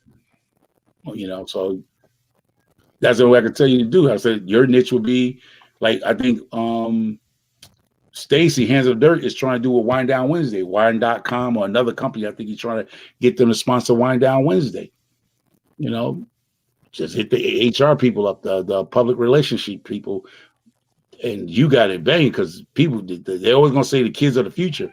You're the future farmers. Think about it. That's your pitch. You are the future, because farming and homesteading for the younger communities is dying out. People who are growing up on farms, they're going to college, they getting up out their moms and fathers' homestead, and they're going for the big cities. You know, mom and dad is raising the cows and chickens, but that's not their dream. Their dream is to leave that little hickey big town. You know what I mean? They trying to get up out of there. That's why a lot of you see in America, a lot of small towns are going under, because the parents want that. The grandparents were there, but the kids that are going to school and going to college is not coming back. They're staying in the military and they're going buying a house in Chicago, Hawaii, or Seattle. They're not coming back to their mom and dad's farm. They'll come and visit, but they're not coming back to live. When mom and dad pass away, hey, I'm Mr. Microfarmer. How much you want for the farm? They don't care about it no more. They sick of that farm. They hate that farm. They hate and despise it with passion. I come over there and say, hey, I buy the whole 5 acres for you for $10,000. Okay. So I don't goodbye. They had no investment in that property their parents brought. You know, it's just sad, but it happens. There's vultures out here, bro. Or like you say for yourself, like you say, your family's on what, 20-something acres, right? Yeah. Think about it. As you become an adult, you got your brother, sister, whatever, the two of them, they go to college, whatever, you might want to stick around. I got 20 acres. All right, I'm going to keep 10 for myself and I'm going to sell off the other 10 and somebody's going to come in to develop and build homes or something there. You know what I mean? Mm-hmm. You sell half of that off and take 10 for yourself. You might even drop down to 5. You know what I mean? Because you don't want to take care of that property and pay it. You might as well just divide it up. Boom, boom, boom. And here come a developer, put 4, 5, 6 houses there with nice big backyards on that 10 acres. 10 acres, that's 10 houses. There you go. Gated community right next to your farm. That's what's going on around here, man. They buying up land here and they slapping them townhouses up, those what you want to call them, them luxury homes, the luxury apartments here. We got 2 of them. This place, my house became a new highway. Kid you not. They built one here, and we knew we was in trouble when they built a Starbucks right in front of the Stop and Shop. That's when we knew we hit the big leagues because the property value went like that. Took off. Took off. Our houses right now in this area is going for $500,000. That's bananas. We only been here 9 years, and we've seen triple our money already. That's bananas because they built luxury apartments over here on some property, and then they right by the mall, they building. I can show you. As a matter of fact, I shoot a video on it. Right next to the mall, they building probably 1,000 luxury units, and then we knew we was in trouble. Starbucks, right in front of our Stop and Shop supermarket, they slapped a Starbucks. And if you see a Starbucks come in your community, you hit the big times. Your property value is going up because that means there's certain people going to buy an $8 cup of coffee. That's people with money. Everybody else is going to McDonald's and Dunkin' Donuts. You know, it's not too many people going to run into Starbucks to buy $8 coffee. Only people that have that kind of money to waste. And Starbucks got some decent coffee, but it's not worth the $6, $7 to me. But I like it too now. That's my little. Do I need to have it all the time? No, I don't. But if I want to treat myself to a coffee, it's Starbucks. My daughters like Starbucks, but mostly my morning coffee comes out of my coffee pot or it'll come from McDonald's. I ain't gonna lie, McDonald's coffee to me is the best tasting coffee. I kid you not. And it's like $1. I think it's $1 for the cup. It's the best coffee to me. Dunkin' Donuts is second suit.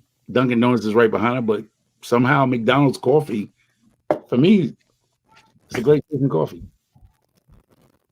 Oh yeah, that company too. Yeah, Mike. That's called what's called Black Fly something. Yeah, chicken. You see that? What Mike was saying? That company always sponsoring people channels. If you it's oh my god, what is it called? I even have a bag. I have a bag of that somewhere in this house and lost it. No, I don't know if it's in the garage. I don't know what happened or the ghost took it that's in the house, but they sent me a bag. It's called Grub something. It's a green bag. Oh, Tori Lizzie. Hold up.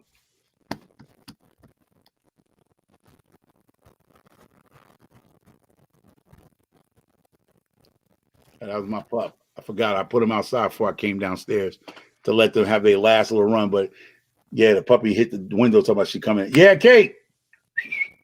Come inside. Come on. Go inside. Come inside, Kate. She out there talking about she freezing. Look at her. Go. Oh, there she go. Yeah, she's a smart pup. She's like, hey, it's too cold out here. It's like, what degrees out here? Our temperature drop. What's the degrees in your area? Right now, for me, it is 23 degrees. Yes, 36, but tonight's gonna go down to 21 degrees here tonight. So right now we at 36, but tonight's low. We go in the 21s. We in the 20s now. At nighttime, we in the 20s. So I know you a little up above me. You're up there, so I know you getting colder than I get colder. I'm literally at the top of a mountain right now. And plus, we actually like since we're nearly off the grid up here, we had an issue with our oil tank, and it was like about 3 degrees this weekend, and the thing froze, and we had to use the wood stove for the entire weekend because that thing was frozen. And fortunately for us, the wood stove works fine, so our house only got down to about 59, 60 degrees, but Wow. still a lot colder than usual.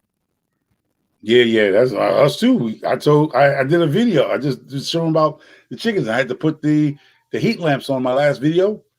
I put the heat lamps on, Mhm. and I showed the chickens. Like people, are, oh, don't put heat. I'm like, no, my chickens are pets, and you saw them.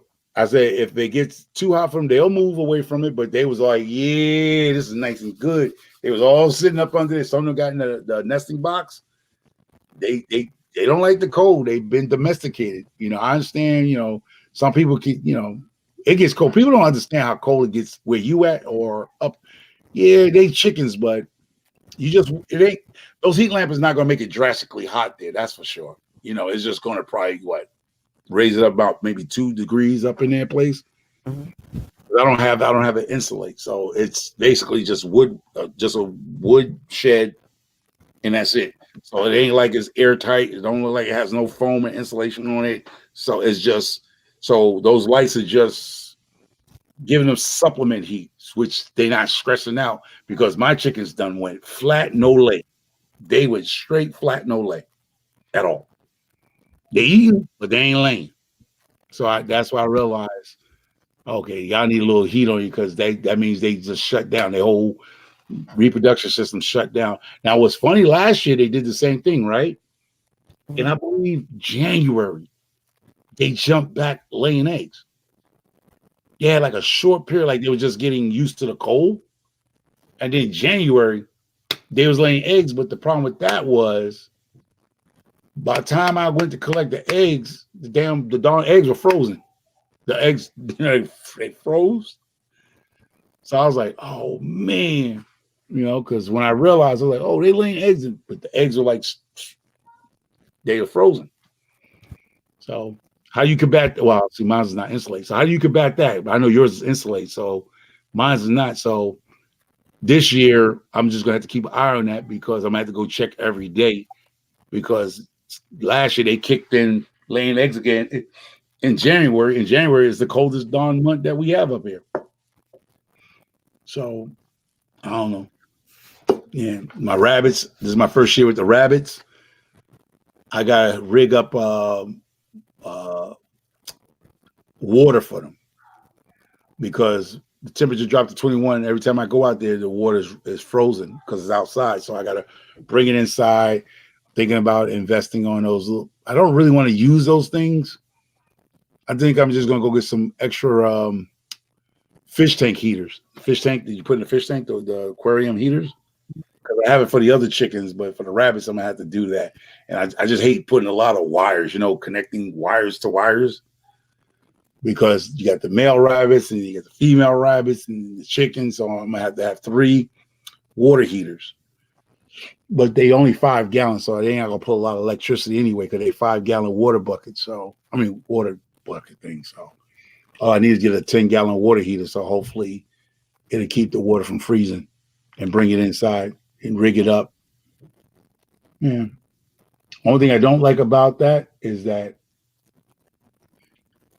my dumb self got to actually dig in the ground and put a water hose from the spigot because I got to come in the house and get water to bring it out there because the water line, the hoses and stuff like that freezes. So it's just a waste. And then if the water comes out the house, it's just ice super cold. And I don't think chickens want to drink cold water when they're already cold. I think it'll mess the insides. I've dropped their body temperature down drastically too. What do you think about that? Chickens drinking cold water in the cold. That's not good. That's why we have heated waters here where we're at. We use heated waters. Anybody else have chickens? Well, I don't know. Well, Tiny Farm Nuggets, but they not in the cold. Yeah, they might not get cold as us. That's the thing too. As I was telling people, it depends on where you live at. You chickens are different. You know, everything they do with their chickens is different here. You know, so I don't know. So that's it. So yeah, so all I was my advice to you, congratulations on your 1K. I'm probably gonna do my 1K stream soon, but I don't necessarily want to do it on this channel because my channel I'm very prone to having trolls unsubscribing, and there's a lot of people out there that are like, oh, you just hit a milestone, I'm gonna unsubscribe, and there's a lot of people that have done that. I've lost 30 subscribers from a milestone stream before, so I'm probably gonna do it on someone else's channel, just like how what was her name did it on OCD Chick's channel. Oh yeah, you could do that. You shoot. I'm a yeah. Hey, you do it on my channel. I mean, if you find somebody, listen. I always tell everybody in these conversations in my lives, I'm reachable. Let me know. Just be consistent. That's the only thing I can say to anybody. If you're gonna be doing lives, be consistent until you get that personality in yourself where you can do like I do. I can pop up on a live and get 20 people easy. Just pop up. It could be any given Sunday, technically. Mm-hmm. People's going to come because they want to hear the craziness that's going to come out of my mouth anyway, right? Yeah. That's what makes microfarm. It's not about farming. It's like, yes, that's microfarming, but unless I'm not coming to give you tips and tricks only on my videos, and I might say a few stuff when I'm talking to you and hands in the dirt to somebody, but otherwise, I'm just talking. So when people ask me about microfarmer, it's like it's more to me than just farming. It's not that every time you see my channel, I'm going to be talking about 511 and all other nonsense and stuff like that and propagating trees and nah. I'm not going to talk about too much prepping, but I do touch on every little thing here with the livestock and rabbits. Like this is my first year of rabbits. I cannot come up here. I hate when as a young man, when you see channels like that, when people get certain livestock for the first time, right? And then you see them around the next time, they act like they experts at it. I've seen that happen way too many times. And people think they're experts at something, but in reality, they're actually not. And they give you wrong information, and some people follow that, and they will literally kill their animals. Yeah, I'm like, because you got chickens just this summer, this spring, doesn't make you an expert by the summer. Yeah, I can tell you, like, I don't know. I just been around my animals long enough. Like I said, I go out and I sit with them, even if it's the cold, the snow. You just know how your animals move. Like when somebody stole one of my chickens, now I understood the kid probably up on the other house there. He probably figured that I wouldn't notice one was missing. But when you are with your animals, when you come out there, you can tell something's off. Yeah. My wife was like, it's just I knew a chicken was missing. Now you're like, damn, you got a bunch of them looking buff Oritons, you have black Australoops, you have bar rocks, and you have in it. But the guy took one of the buff Oritons, and I understood there was a bunch of them, right? But maybe in his mind, he thought if I take one, he's not going to know because they all look alike, right? But if you've been keen to your own animals, you know one's missing because they all have personalities. There's somebody's missing. And I was like, and my wife, and when I told her the message, she was at work and she let her coworkers hear. She was like, he's pissed off because they stole one of his chickens. Let the police know. And I said, if I find somebody come across my lawn, I'm gonna stick a through their neck slowly, because who would want to steal one chicken but a dingbat? You know what I mean? Like you come and steal one chicken, because my chicken coop and my chicken run is fortified. There's no fox getting in there. There is no by a coyote. Nothing's getting there. Not a snake. I'm the type of person, when I build something, I am thinking like that predator. You know what I mean? Yeah. I'm over stapling stuff. I'm overthinking my builds. So when doing it, I say, no, that's a two-legged person, because they had to open that door, and then they had to open up the two locks that I have the latches in the coop. Then they had to lock it back, both of them, and then close the door back to the shed, close that back. There was too many steps. Raccoons, mice, foxes do not open up doors like that. They had to go through that slider door, first one. They had to open that up because of slide bolt one. Then they had to go inside the coop and then open up the two latches, which those are slides. You had to open up both of them, open up, go get the chicken, push that back, lock it back, come out the other door and lock that back, and then go about your business. Raccoons don't do that. Raccoons don't do it. So I don't know. I tell him, I don't know. But I knew who did it because he was the kid was out of what we want to say, spring break or something like that. I know they thought it was funny, whatever, dingbat kid, but yeah. So never happened again because I let the cops know if I catch him, he's gonna be in big, big trouble. He ain't gonna make it back home. I wonder what happened. I wonder what those kids be doing to those chickens. I've never had to deal with a two-legged predator at my place, but there are reports of people, like, especially teenagers in my town, that are like, guys, let's hop in my car, let's go 90 on a 25, and let's hit some random things in the road. And they be hitting deer, coyotes, and sometimes they be hitting people's chickens. And they're like, and people are like, hey, get the fuck off my lawn. I haven't had to deal with them. Hopefully I don't have to deal with them, but I have seen people going up the street at like 70 miles per hour.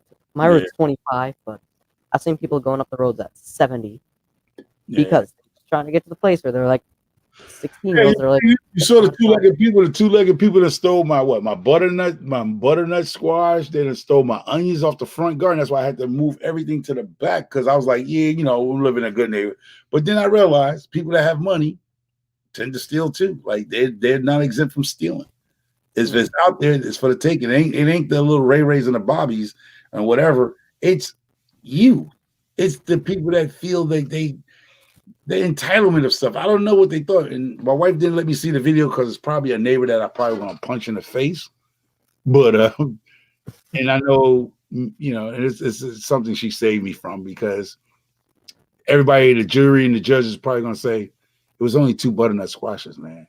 You didn't have to beat the guy up that bad for butternut squash, but it's just not the point about the butternut squash. It's the point that you violated my property. You stole from me when you could have seen me out every day and just asked. I would have gave it to you.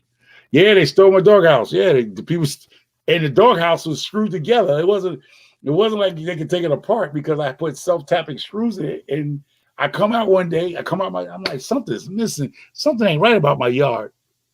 And I realized they stole the whole doghouse, bro. Who steals a doghouse, bro? People that like, I guess there's like people that are like, instead of like, I'm not gonna build something. Instead, I'm going to like do absolutely nothing and just like steal someone's thing. I was like, yo, who steals a doghouse? The bad part about it is one of the logical shed tanks. So the lawnmowers that you ride in, you can put on your property and nail it and push it down. Now you got to remember, my house, you cannot see my backyard from the street, so it has to be a neighbor or somebody that came to my neighbor house saw it. But then I'm saying you wouldn't even know if I had bolted with 5-gallon buckets with concrete. So that means you wasn't a random person. You know what I mean? Yeah. You wasn't a random person, because a random person would be like, more likely people will put that bolt and put it in a 5-gallon bucket so it won't fly up in the air. So they knew I moved it around my yard. So they knew, that means you knew it was not bolted down with a 5-gallon bucket holding it with some concrete. So I come out, and what made me know it was her people's, this lady with the boy, our boyfriend, whatever. You know why I know it's them? Because when they did it, they broke her shed.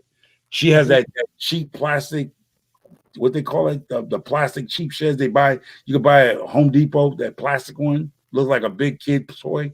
Look like a kid playhouse with his plastic. Bust a hole in it, right? She didn't say nothing to me about it. Her little boyfriend came out there trying to fix the hole.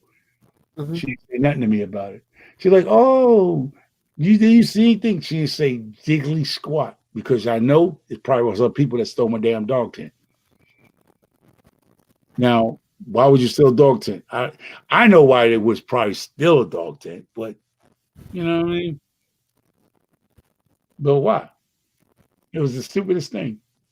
So that's why I made that bear deterrent like a JT Groves does in Alaska. Put the nails, I got a board, and I nailed the nails through the board, and I flipped it over, right? And I put the dirt over it, so if you stepped over the fence, and we stepped, those nails gonna go through your shoe, your boot, your feet, and everything, right?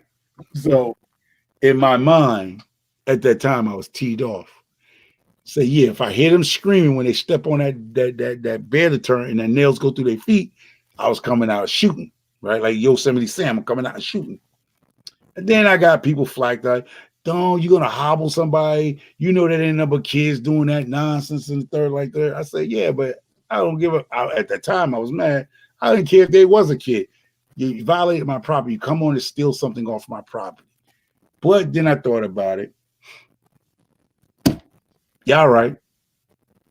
Y'all right. Because I ain't gonna lie. I probably did an overkill. I probably did an overkill, and he'd probably been unarmed, and that's why I'd have been going to jail for at least 15, 17 years. Yeah, there is this 15-year-old in my neighborhood who's been going around. This was a couple of years ago. He'd be stealing stuff. He's 17 now, and this was back in 2020. He would go around.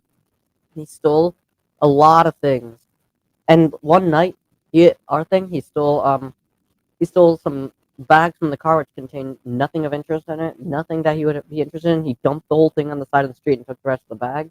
He took the power drills out of the truck. He took a lot of stuff too. He also took some. We also used to have like decor over at the driveway. He took all of that. I don't know who he was, but there's complaints of a 15-year-old going around the neighborhood stealing people's stuff.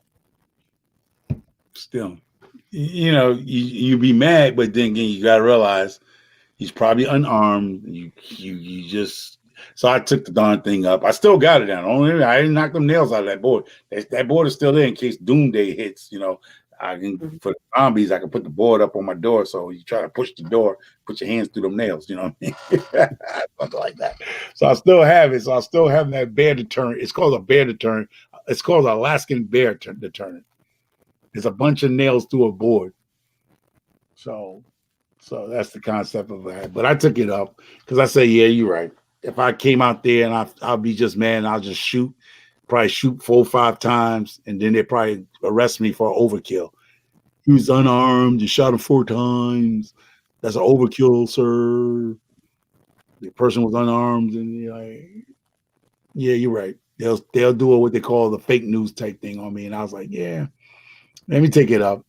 That's why now I got the dog out there now, and then I got me a new pup. So come over. Yeah, you know what I'm saying? Your pup look like my pup, the lab mixed pit bull type thing. Yeah, because Kate, the new pup I got from Kentucky, she's a lab mix, and I got a picture of her father. The people sent me a picture of her dad, and my wife was like, "Yeah, she's gonna need to." I'm gonna show you the picture, man. My wife made a joke about it, but it was funny. It was like, let me see, where is it? Here it goes. Here it goes. Here you go. I don't know if you can see it. This is her father. She's a big pit. The father is a big pit, but he's brown, right? Now, Kate is a dark brown. The father's a light brown, right? So my wife's like, oh, I think we need to get a DNA test. Because this is her dad. The people sent me the picture of her father. Because I was like, she's so big, right? But then I see her father, and I was like, yes, he's an extra large pit bull. Because I'm like, at 6 months old, she's just as big as mine. I mean, in height wise, right? Height wise and length wise, she's the same size as my 9-year-old yellow lab. But she's a thin dog. Like she seems like she's not going to be a fat pit bull. She's going to be like her father, like that thin thing, that thin look. So I was like, cool. I got a picture of her dad. So she's going to have that nice snout. She got the ears. And I was loud. I had my wife laugh, say, "Oh, she got his eyes." I was like, "Really?" Yeah. So yeah, my wife was like, "Oh, because he's a beige dog, brown dog, and she's dark brown." Like, yeah, we might get a DNA test. I don't think he's the father. You're not the father, like Maury. You're not the father. Get a paternity test on the dog, right? Who would do that? Well, some people do. I ain't gonna say who do it, but some people actually do. That's where you have those paperworks for the dogs to make sure the lineage of the dog is correct. So they do DNA tests on the dogs to see if they are descendants of certain dogs that people say they are. I know that was a big business too. Like that, like for dogs is the same thing as like they do racing horses. Mhm. Studs and stuff. People actually stud out dogs, and they can get top dollars because that breed of dog is coming from that sire and what they call Dane. So they have what's it called award-winning puppies and dogs and stuff like that. The dog shows. So they're like, yeah, the father he won certain this and third. He was a 10-time award-winning, and then the mom was this. Yeah. Yeah, start a Dog Maury show, right, Mike? You are not the pit bull's father. No. The dog be like, the female dog be like, fall over. Run out the doghouse. That'd be funny, man. If I ain't gonna lie, if I could do animation, I kid you not, I would probably do a short like that. It'd be a pit bull with a Rottweiler and a Saint Bernard, and it'd be a Chihuahua.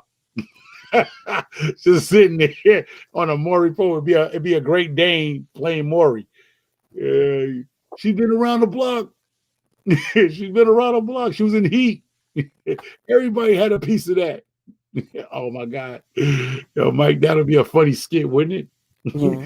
That'd be a funny skit. Get a couple of guys, college students, to dress up like different dogs, right? They don't know, just have them dress up in dog costumes and stuff. Just make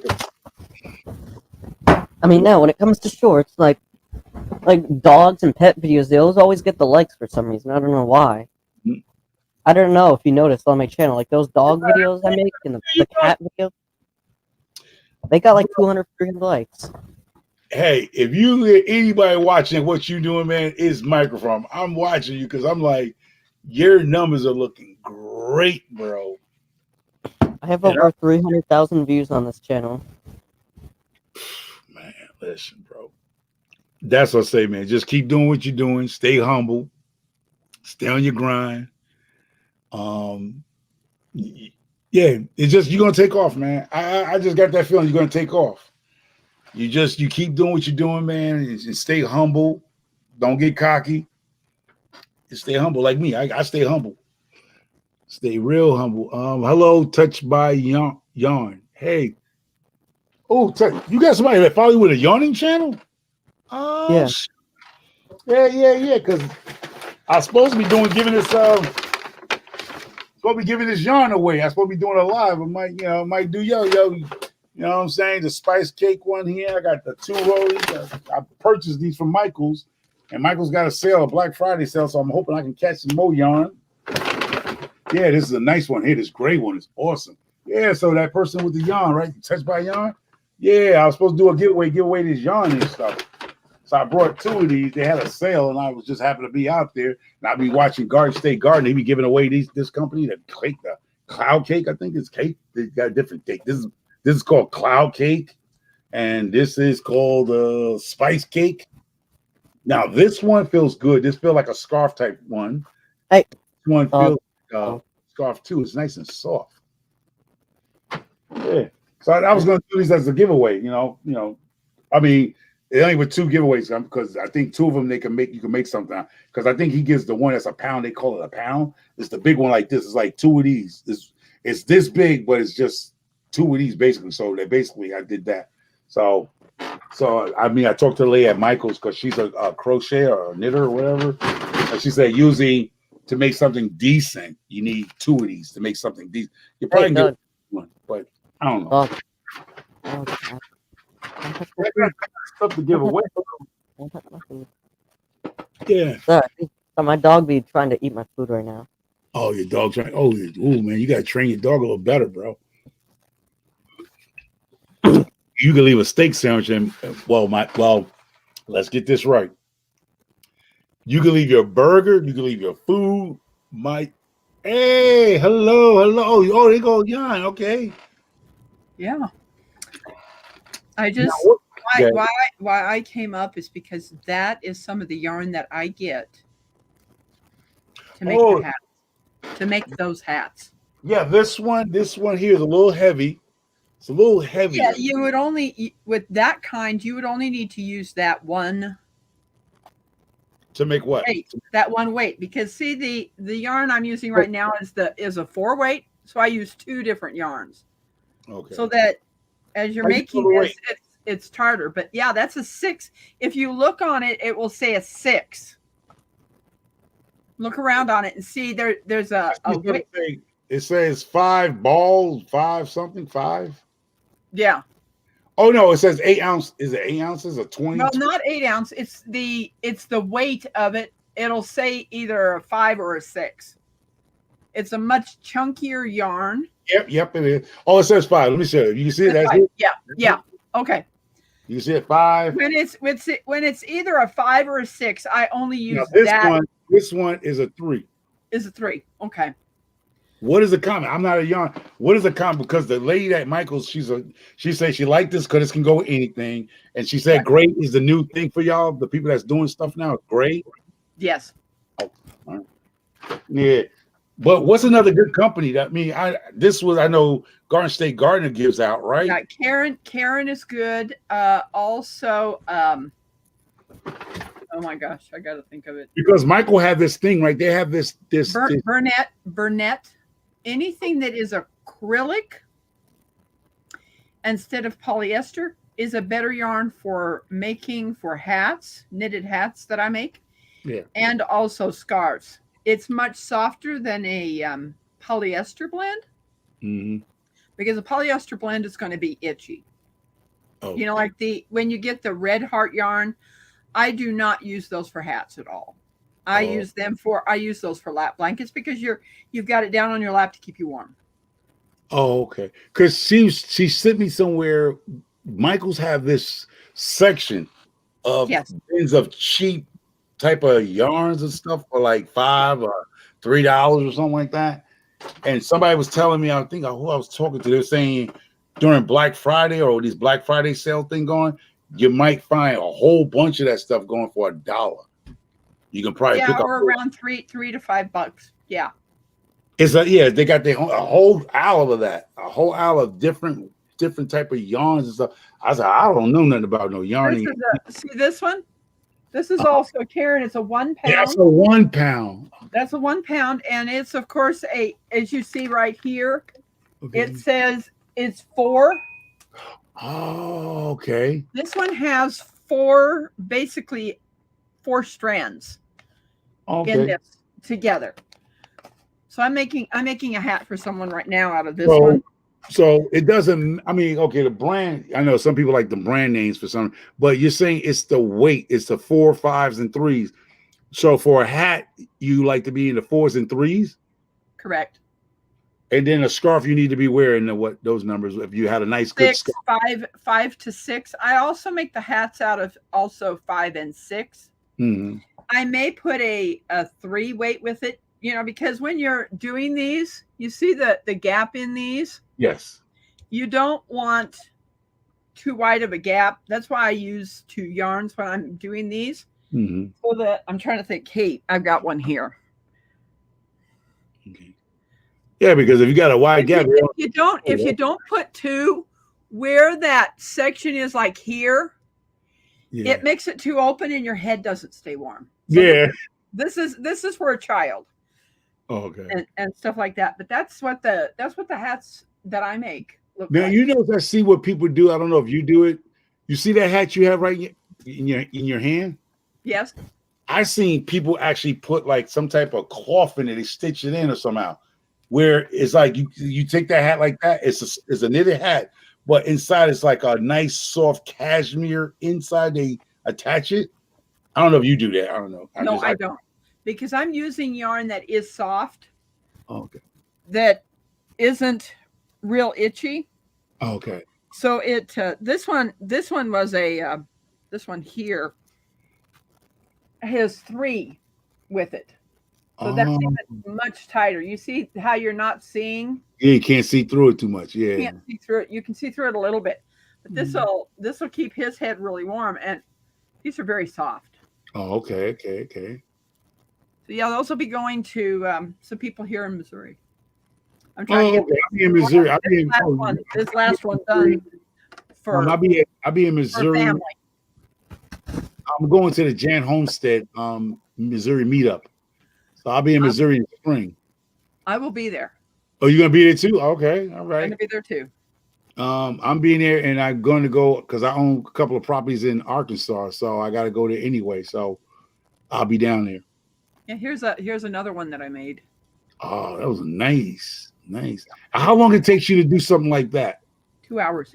2 hours? That's not bad. I mean, well, you know. Yeah, literally 2 hours and I'm done. I just Mhm. realized I got to trim this off. Now I know you might do it as gift or you might sell it, but that's what I'm saying. How do you regulate if you was to be in a business of selling those type of hats? What would be the way you would price that out? Do the hour the workmanship or it's the material you use? The material I use, and I put a little bit of I don't sell my hats. My hats are freely given to people. Mm-hmm. But if I were to start selling these, they would be around $10. The hats would. So between the yarn and your 2 hour time, so you saying selling 10. All right, okay. Yeah. Scarves are of course going to be a little more because you're either knitting that or crocheting that, and that's a lot more yarn. Oh, okay. So. Yeah, because I was wondering how people do potholes. Now, when you do potholders, is it another material when you do potholders? Straight cotton. Straight cotton yarn. Yes. And in fact, I've got one down here that do? I'm working on right now. I haven't gotten very far on this one because I want to get these hats done. But this is cotton yarn, and I'm making a potholder out of this right now. Now, is those really potholders or are they decorative potholders for people's kitchens? Oh, no, you can use these. Oh, okay. Because I was just afraid because I was like, I use some certain things. Even the oven mitt gloves, sometimes heat comes through the oven mitt gloves and those are supposed to be oven proof. So I'm thinking the yarn, would it hold it? Like when you touch a handle coming out the oven, would it burn the yarn? Because it's cotton, it does not. Oh, okay. If you did a cotton blend, that's not good. And this is a dish. This is a dishcloth that I've made. Oh, okay. That'll go along with that. Yeah, because that's what I try to do. I try to learn a little bit about everything. I mean, I'm not no expert. Like I tell people, I'm not an expert. But when you ask questions, you just get a little bit of knowledge of some stuff. I can't speak on it like you do, but at least I have a knowledge, a little bit of something. Jack of all trades. That's what it's called, right? Know a little bit of everything and not master nothing. True. So I find it makes a more interesting life. Yeah. Okay. Cool. Yeah, because I'll be like, I don't know. I just ask questions and whatever retains in my head, I know a little bit. So when somebody's talking to me, I'm not like, duh. I know a little bit. Like I'm learning now from 8, 4s, and 3s and hats. It's supposed to be a 5 and 6, and I've even got a yarn that is a 1 that is just 1 ply. Wow. And what those are used for? Those that would be usually for babies. The booties and stuff. The booties and and things like that. Maybe a hat for a baby. Yeah. But yeah, it's just one ply. Most of the baby stuff that I get is 1 and 2, maybe 3. And there's different yarns in baby. There's sport. There's different weights of these baby yarns and things like that. So when you do the baby yarn, so the process with the baby clothes, I mean the baby booties and stuff, is it for like to not overheat the baby? So when you make the things for them, it's not gonna overheat the baby where the baby's gonna get heat rash. So that's what you go Correct. With the 1s and 2s? Correct. Okay. See, I'm learning. I'm just, common sense, but some people don't have common sense, they say, right? Well, even just going to those places and looking where it says, baby yarn, where it says has a baby on there, feel that yarn. It is very soft. Mm. It is very nice, and being able to do it, for a baby. Oh, okay. So basically 1, 2s, and 3s is basically it gives some warmth, but it doesn't retain super heat, so the baby won't overheat. Correct. Okay, got you. And hats is between ranging from 4 or 5 or 5 or 6, right? Those are hats, and scarves is a little tighter and heavy. This yarn here, this is a This is a 6. So this is more of a chunky. Okay. This is more of a, Almost. this is more of a Almost chunky one. yarn. This is by let me see here. Lion Brand. This is a Lion Brand yarn. Usually these can be scarves. I also, because of this one, you could also use it for a blanket. You know, Oh. this Yeah, kind. that's a little softer than a twine. I think I saw those. Correct. That looks like it's a little heavy. It's almost like a This one here is an 82% acrylic, 10% wool, and 8% rayon. So it's going to be a lot warmer. And making a blanket out of this, it's going to be really nice. You know, it's going to give that warmth that you need. And you know how wool can be really itchy? This is not that bad.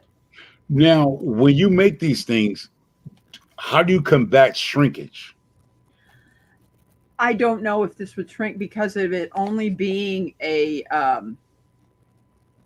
weight of that 10%. It may not shrink that much. Oh, okay. Okay. You know, and in fact, I have some alpaca yarn that is put together with acrylic. And I found some things out because Raquel at Cottonwood Ranch, she wanted a straight alpaca. It does not keep its form. So you've got to have some other yarn in there with it to keep it from fraying out. So she's got to do some looking because she's asking me to make her a hat and scarf. Trying to figure out, you know, does she want to do some type of wool, you know, like sheep or something else that keeps that rigidity in the alpaca? Is they doing it? I was watching a show, but I don't know. Is they using yak hair as a yarn? They're using yak? I don't know. Okay, they was using alpaca. There was another animal they was using for knitting and yarning and stuff. It was another. I think it's I know sheep.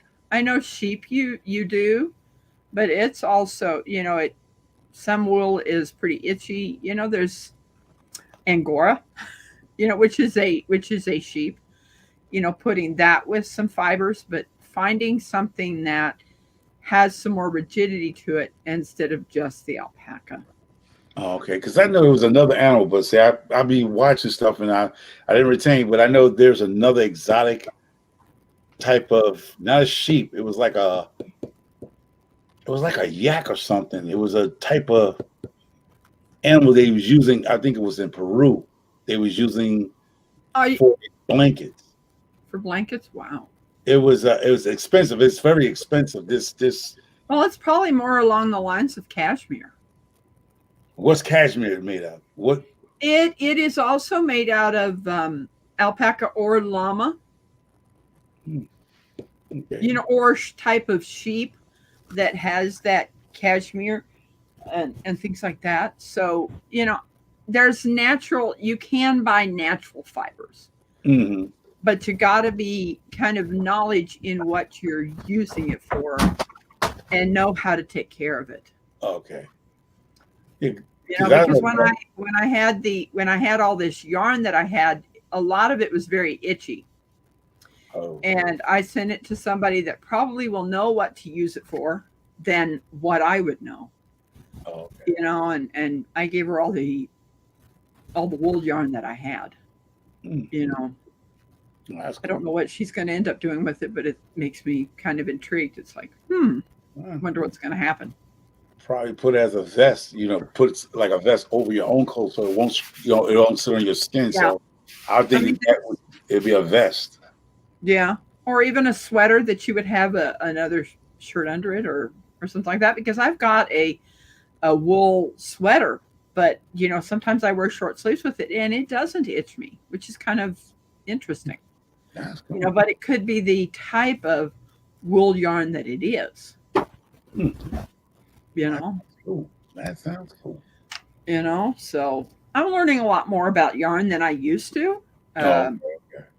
You know, because most of the hats when I first started were made out of the brand of yarn that is more itchy, the polyester. Oh, okay. And now I've gotten more into the acrylics, and acrylic blends, that makes these hats a whole lot softer. All right. So like I said, I'm learning a lot from you because, like I said, I went to Michael's. I seen, people was over there try to win these yarns, and I'm like, okay. And then I'm seeing, like, when I see like people like yourself, sometimes I don't know if it's just a setup, but I'm like, wow, that's a lot of yarn to be sitting behind them when they be showing their videos. I'm like, that's good. I don't know if it's just for show or something, but it's a ton of yarn, like a whole back part of the thing. It'd be just a shelf full of yarn, different colors. And I'm like, is it just for the video shoot or they actually using that yarn? Like that stuff they just get the cheap and put it up to $1 to just look good. Oh no, they're using it. Wow, that's a lot. Yeah. Yeah, and because I have got little containers that I have up here in my living room that I have more in my bedroom that I ended up using some things that you would put shoes in to put the yarn in. Oh wow. So you do as a yarner like that, professional yarner or a person crocheting, do you find yourself looking for sales when you see stuff on sale? You just purchase a bunch of it? Oh yes. Sometimes I get these feelings that I need to go back on Facebook Marketplace. Oh. And it was through that I found that alpaca yarn. Oh. And it's not really my color. My colors are much lighter. I like pastel yellows and things like that. Okay. But this yarn is a dark green blue, and it's pretty dark. But I'm probably going to still make me a scarf out of it. I think it was aqua, but very dark. Now with alpaca, when you say alpaca yarn, because alpaca yarn, can you dye them or? This is dyed. It's dyed. It's already dyed. Oh. Like I was saying that it said it was aqua, but it's a really dark aqua. So I figured, hey, I'm going to definitely make a scarf out of this. And then of course I've got to be careful how I wash it and things like that. Oh, okay. See, that's what I was worried about, the washing and shrinkage and stuff, because I know certain things you can wash, and like I made the bad choice of I think it was cow skin gloves. I got dirt and I washed them and I dried them, and the cow shit. So I was like, wait a minute, I done tore up a whole good pair of cow skin gloves. I was mad. I was like, wait a minute. I went to wash it. I'm thinking, it'll just wash and it'll stretch back out. It shrunk tight. It was crazy. Yeah.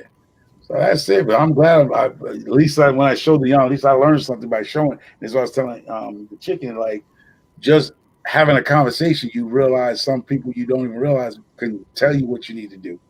Yeah. Or give you some more knowledge on stuff like that. So that's the good thing about YouTube. There's always somebody out here is going to show you what you need to do or give you an idea of what you need to do. Yeah. So that was it. So Chicken, you still here with us? I know you. Is he still with us? Or he left us. Yeah, I'm still here. Oh, you still there? Oh, okay. He's just listening. Yeah, I just want to make sure you didn't fall out on us. No, I'm not falling out my own stream. This is my stream. I'm not falling out. I'm not leaving y'all hanging. But you said you at your watch hours? You said you at your watch hours? You said you make your watch hours? I'm trying to get to my watch hours. That's why I'm trying to make this stream maybe 3 hours. So that way, because I heard they count watch hours from streams. And streams get killer watch hours when it comes to that stuff. So I'm like, you know what? I'm gonna try to see if I can do something here, because I really want to get those 4K watch hours. I'm at about 1,500 right now, and I'm trying to get up to those 4,000 watch hours. Yeah, I'm getting plenty a day. Well, you know what's so funny, the chicken, with people, right? I mean, I'm getting people to hit me up because now they come in full circle. That's what I was telling you earlier. I'm gonna do a live. I'm gonna say, you have the people around you to do the tools, but you have to be consistent. That's what I'm saying. All you have to say, hey, Micro, I want to go live X amount, and I know I'm going to do this. I'm not worrying about doing homework. I'm not going to the Bronx with my mom and my dad. If you do go to the Bronx, wait till you get down there. You know, you usually get down there at a certain time. Then you go ahead and say, hey, I'm going to be live with Micro Farmer. And the people is going to come. Once you say you're going to go live with certain people, it brings other people into that live. That's where now people's realizing, like I said, some people messed up. I'm the chicken. Where now they like, no, I'm sorry. Ooh, you done killed that boat. You know, I have a rapper say that, like, you burn bridges and expect somebody to send a yacht. When you burn your bridges, don't think somebody's going to send a yacht when you want to come back. It doesn't work that way for me. It doesn't. That's why I say, like, even though I'm who I am, but at the end of the day, they was now asking, oh, can you bring some people over? You know, no, I'm sorry. It doesn't work that way. Because now I feel like you put me in a skirt and some high heels on the corner. No. The people that rock with me, I'm like, okay, all you got to say, hey, me and Micro Farmer is going to be here to talk about chicken health and chicken care in the wintertime because we both in Connecticut, blah, blah, blah. That's going to bring the people that rock with you, and it's going to bring the people that rock with me that I'm in so many different communities where I don't care where you go in YouTube, people heard of me. That's my whole goal. My goal is not to be where I'm friends with everybody. It's the fact that you heard of me because I love the Pirates of the Caribbean, Johnny Depp, when he said that, is a scene. I'm going to find that scene because me and my first wife, we love that scene where Johnny Depp had said something. The guy was like, he said, I don't know you, but I heard what he said. You heard of me. That's all I want you to do. You heard of me. It's not about you know me. It's that you heard of me. That's the pleasure that you heard of me. And that's my goal. You don't have to be a friend of mine. You don't have to subscribe. It's just that when you hear my name, I heard of that guy before. And that's what Johnny Depp. Matter of fact, I'm going to get that clip. And I believe it's the first one that he made, the first character, where he said that saying, he said, but you heard of me. You might not know me, but you heard of me. And that's what I want you to understand. You heard, like Miss, how you say your name? I was going to say Rebecca. It's Rebecca. Oh. If you read the Bible, that is how Rebecca's name is spelled in the Bible. Oh, I was going to say that. But I wasn't thinking biblical. But I was like, yeah, most people don't. Okay, all right, because I have friends that's never back, but then But now you explain it. That's the way it's spelled in the Old Testament or New Testament. She's in the Old Testament. Old Testament. I think. It's been a while. I need to start reading the scriptures again. Oh, okay. We're gonna hold that against you. She was Isaac's wife. Isaac. Oh yeah, Isaac. Yeah. First set. Yeah. There you go. Yeah. What was I gonna say? Yeah, but people hear of you. That's what I'm saying. Like people hear of you. It's like Miss Rebecca here. She gonna say, I see Micro Farmer. Maybe she heard about me before. And the point is, she might not be subscribed to me, but she heard of me. That's the goal. I was just talking to some people on YouTube. It's like, it's not about me being subscribed to me. It's about you heard of me. And that's where people like the Chicken and other YouTubers, and like you said, Gail Southern Living, all of these individuals that people follow now, is that they don't know the history behind Gail Southern Living and Free Handley Made and the other crocheters out there. Like I was following this young man a while back before I even became Micro Farmer, and that's how I had my little knitting stuff. There was a young man who had a disability, and he used to ask people to donate yarn to him. And he was a heavy-set young man, and somebody mentioned his name. I said, that's him, but I haven't seen him. I think he's still around. And he used to ask people, he didn't ask for nothing. He asked for no money. He just asked for people to donate yarn because he was sitting in it. He had a what they call a recliner chair, and he would just be there for hours just knitting. And it seemed so cool. It was so relaxing because that's what he did. There was a young man who had a disability, and what live I was in, they mentioned him. He's still doing it. Do you remember? Did you ever see that young man? He's real known. I haven't. I was asking Miss Rebecca because I think she's in the knitting community. I'm not too much into a lot of the knitting communities and the crocheting communities. I'm kind of all over the place. Ew. I thought I was subscribed to you and I'm not. Yeah, that's okay, but that's okay. See, this is my thing. I don't get offended. I'll be like, hey, I'm gonna get a shirt made because this is my shirt. This is where my tagline for my channel is: I'm not everybody's cup of tea, but I'm my own cup of coffee. Well, the thing I think about is that I'm going to start growing stuff on my property, on where I live, and learning different things about that. Okay. I need to learn things because I have these containers that I got from Sam's Club that is from Israel that is up on my porch that I put my lettuce, my radishes, and that small stuff so it's close to home and be able to go out and pick it and be able to bring it in my home and eat it. But I want to grow Brussels sprouts. Love Brussels sprouts. There we go. That's so funny because I was just talking about Brussels sprout. I use Brussels sprout as a sacrifice crop. Well, I eat them. You eat them, and I use those.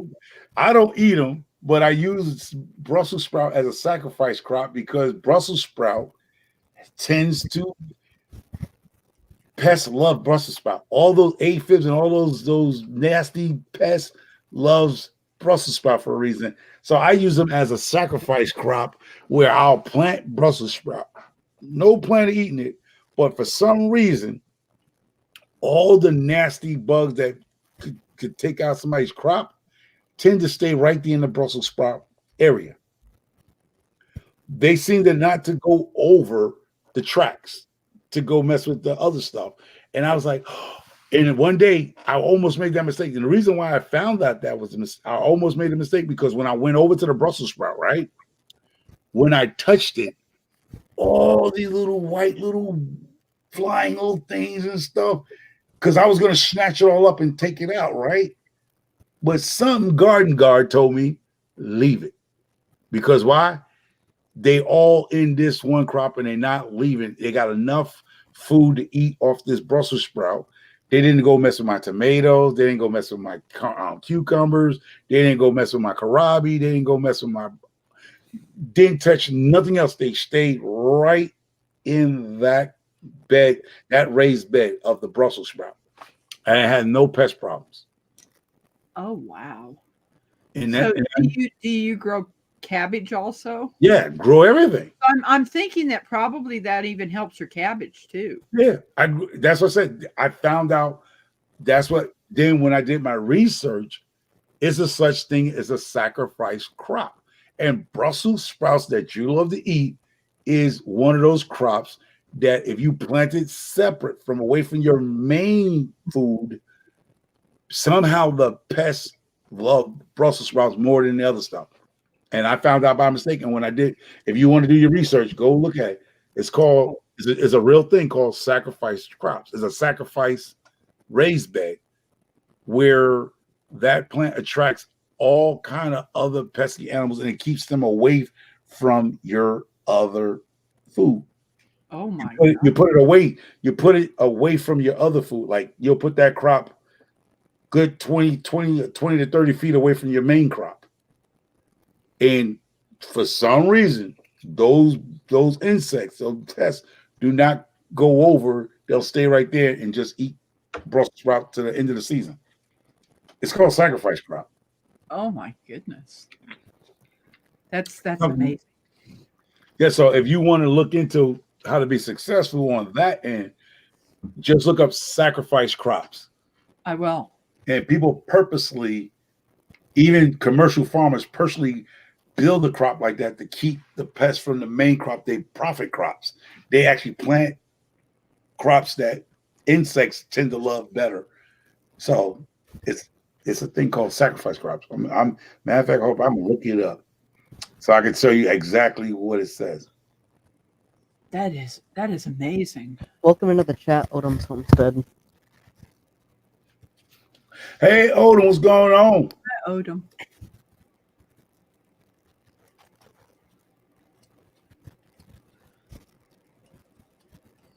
kind of like all these things that I need to learn because I do want to grow things here at home. And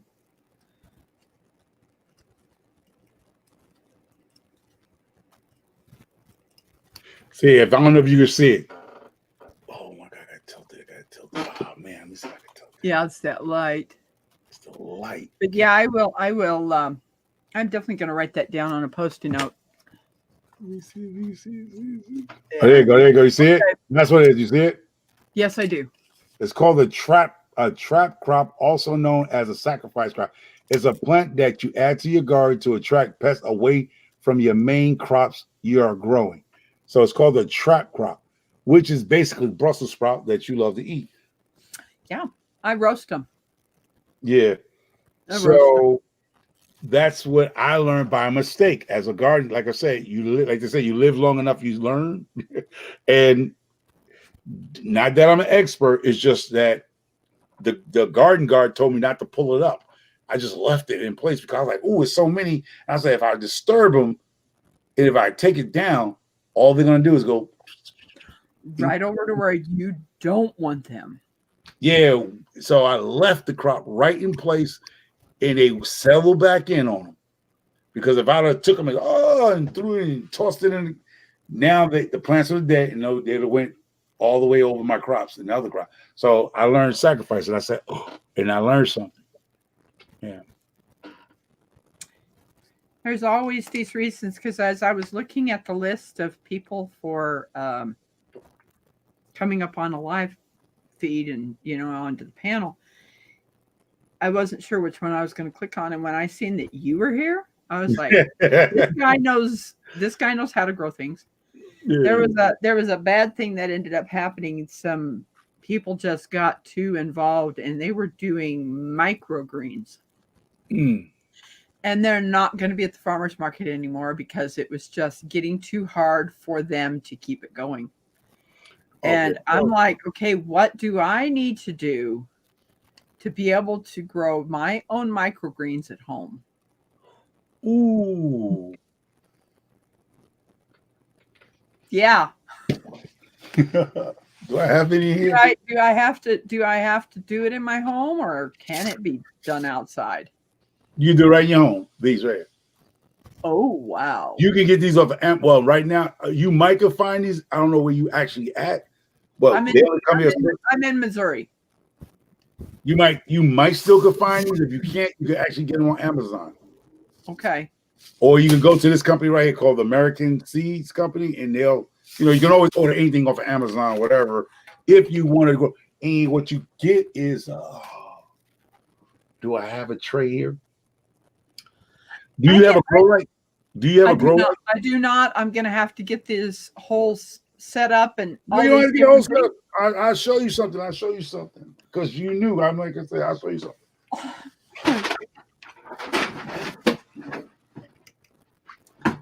I'm gonna show you something real quick. Hold on. How you been doing, the chicken? Pretty good. That's good. Thank you for putting this on. I'm like, okay, what am I going to do? Because now they're not going to be there. Nobody else is selling microgreens. And I love to eat them. Since you're here on the chicken, I'm going to show you a simple way to do this. Okay? All right. Let me see if I got it. Here you go. Black Friday. I don't know how your pocketbook's looking, but it's not looking good. I'm on disability, but okay. All right. I'll figure out what I gotta do. Okay. Here it goes. On Black Friday, don't worry about this brand, right? Don't worry about this brand because you're doing microgreens. They usually sell these for $50, $35 Black Friday. On Amazon, this might go for $25, something like this. This is an LED, right? Okay. Okay, you just plug it up. Now, remember, just get your LED. They come dirt cheap. Black Friday, they're going to go dirt cheap because they're going to be cheap. You don't have to get this one. These are professionals, but you can get something similar to this. Go on Amazon, look and just sit there and wait for Wednesday. Wednesday is going to be the day it's going to bust up. So find one of these, right? let's get that out the way, right? That's your light. I have a one that's a double outside that was for oh gosh, reptiles. No, You know, I was thinking that would work, but I'm thinking no, it probably won't. LED. LED.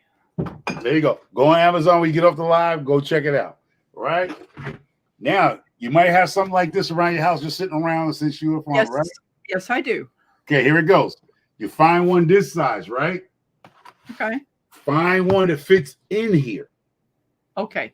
Now, this is gonna be your water base, so you don't have to be out there watering all the time with your house water. Now you put this is gonna be your insert, right? Put Okay. the other one with some dirt, poke holes in it with a drill. Now you don't sit it down, you put a piece of, just say for instance, these like you see these wood sticks? Yes. Put the wood sticks on the bottom, lay that other tray there, and you're gonna bottom feed your microgreens with peat moss and some maybe cow manure, black cow, whatever you got going on soil wise. And now these piece of wood that you might have around your house, right, is going to be like a spacer. Oh, okay. So when you put this is going to be your bottom. This is going to be your water. This is going to be your where the water is. Put a piece of wood, not whatever wood you can find. Put that. Yeah. There. Put the other micro. Now, what you're going to grow your micros? You're going to put that down on the bottom, the other tray on that wood piece, which is going to give you a space. Then you water from the bottom. Then, oh man, if your house is nice and warm, you don't have to do nothing. Okay. Now, your microgreen is going to take 10 days to grow. And then you just go ahead, snip the top like you're doing like your lawn, and it's going to keep feeding you. And you can make your smoothies and your salads, and you can have your own microgreens on your own way. Easy setup. You don't need a lot of money to do that, to get your own microgreen, and you know where it comes from. And every 10 days, you can actually harvest. So you can get 2 or 3 of these. Matter of fact, you can go even cheaper. You probably can get away with a shop light from Walmart. Do you know? You don't know what? Let me go get your shop light. Do you know what a shop light is? I'll show you. Oh yeah, I certainly do. Let me show you real quick, which works. I have this one that's like a 4 foot long that I could put one of those bulbs in it. For growing. It's one of the ones that twist. If you're like you said here, this one here, you can find, I believe, for $30 from Walmart. I have one of those under my carport right now. Okay, this is the 5,000 something 5,000. So if you have one, but you say it's under your carport, so you can see your car, right? So that means you're gonna have to get another one. Well, so, no, right now I can take that. Someone just hung it up. I have. See how bright that is? Yeah. Now you hang it like that. It comes with little hooks, and you can put it right over that thing, and then go your light. I mean, if you can't, Yeah. This is gonna be fun because I with them not doing this anymore, it's like, hey, I need to still get my microgreens.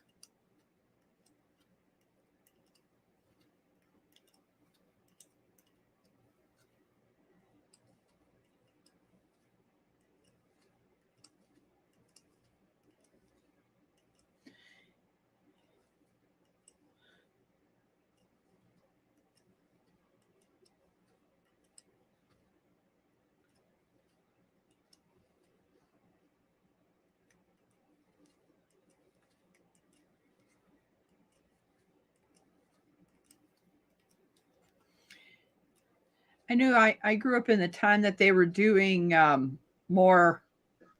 Oh, what happened? Micro must have got disconnected. I don't know. He must have. Yeah, he froze shoot. up. Maybe internet. I don't know.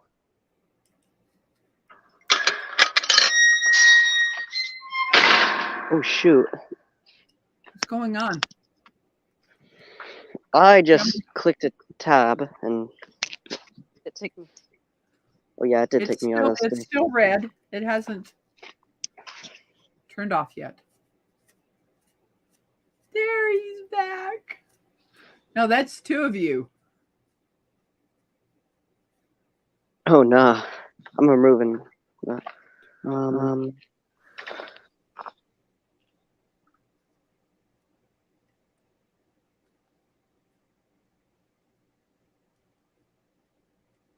I'm hoping.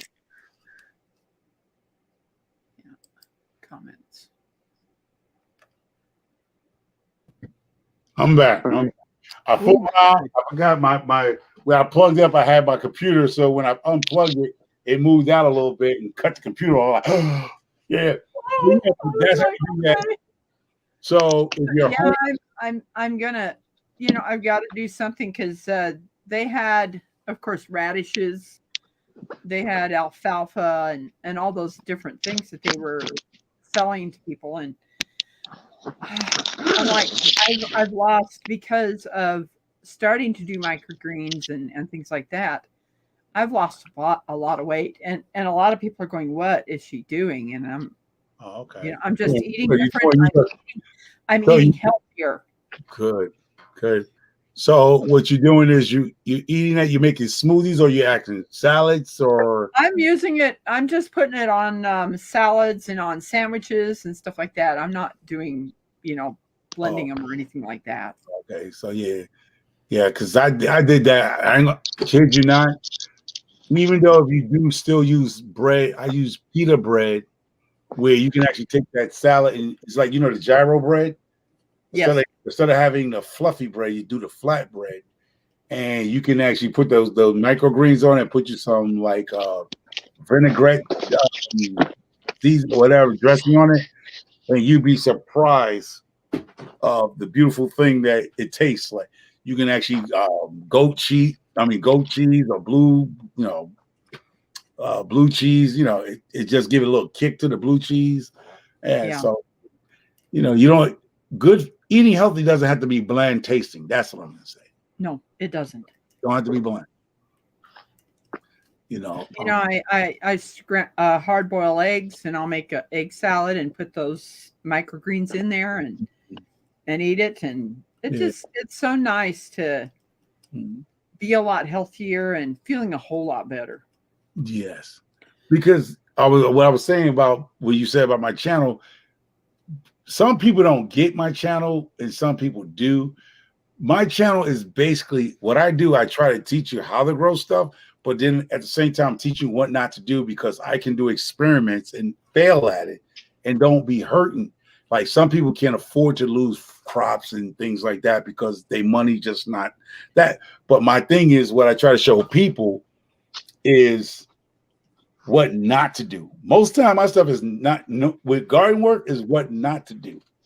This is what's going to happen if you do this and you listen to somebody in Arizona. If you don't live in Arizona, please don't try to do what people do in Arizona. No, I live in I don't know why people tell their zones, but mine is 6A. So, and I found out some things that 6A has an earlier frost date than, of course, 6B. So it's making sure that I can grow. I love red leaf lettuce. I love salad blends that's what I put up on the porch. Okay. Grow in that garden box that I have. And radishes. I love the breakfast radishes, those longer ones. And, now I'm going to give you a trick about the zone thing. The zone thing, okay? That a lot of people don't realize about. They always throw that word out. Know your zone. Know your zone. I'm in 7A, right? Down next to me is a 7B. Because you're going to have to type in your own town or your area to really know. Because zone 6B goes a long way. Like 7A goes straight across certain areas, right? Yes. There's people in 7A were still growing when I shut down. They go, I'm in 7A. So technically, you got to. Oh shit! We hear you, the chicken. Your mic is on. Your mic is on. We hear you cut. I just stubbed my toe. Shit. Yeah, there's your cussing. Oh yeah, you gotta watch that. You about to get monetized. The cussing's gonna get you in trouble. That's why I gotta slow As down. long as I believe it's like the first like segment of the video, but like yeah, I'm slowing it down. I'm not cursing as much as I was back in August. You know, back in August I was flinging out those cuss words like F F F F F. And nowadays I'm like, now that I'm like 80% of the way to monetization, I'm like, no, I'm gonna have to slow this down because you know there ain't no way they monetizing something that dropping that many F bombs.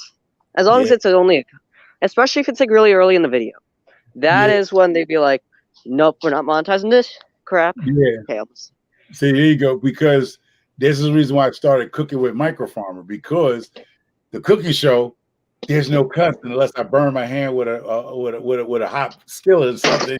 And it's just because I done made that mistake. If you cook, I know good cooks done made that mistake by touching that hot handle because let me just move. You're like, oh, I forgot. I took that out the oven. You forgot the oven mitt, and I done touched a couple of handles on the cast iron pan several times and printed myself in his palm.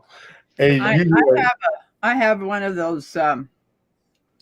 Someone when I was at the Ozark Homestead Expo, there was a lady that had one of those padded ones that you could slide on the handle of your cast iron skillet.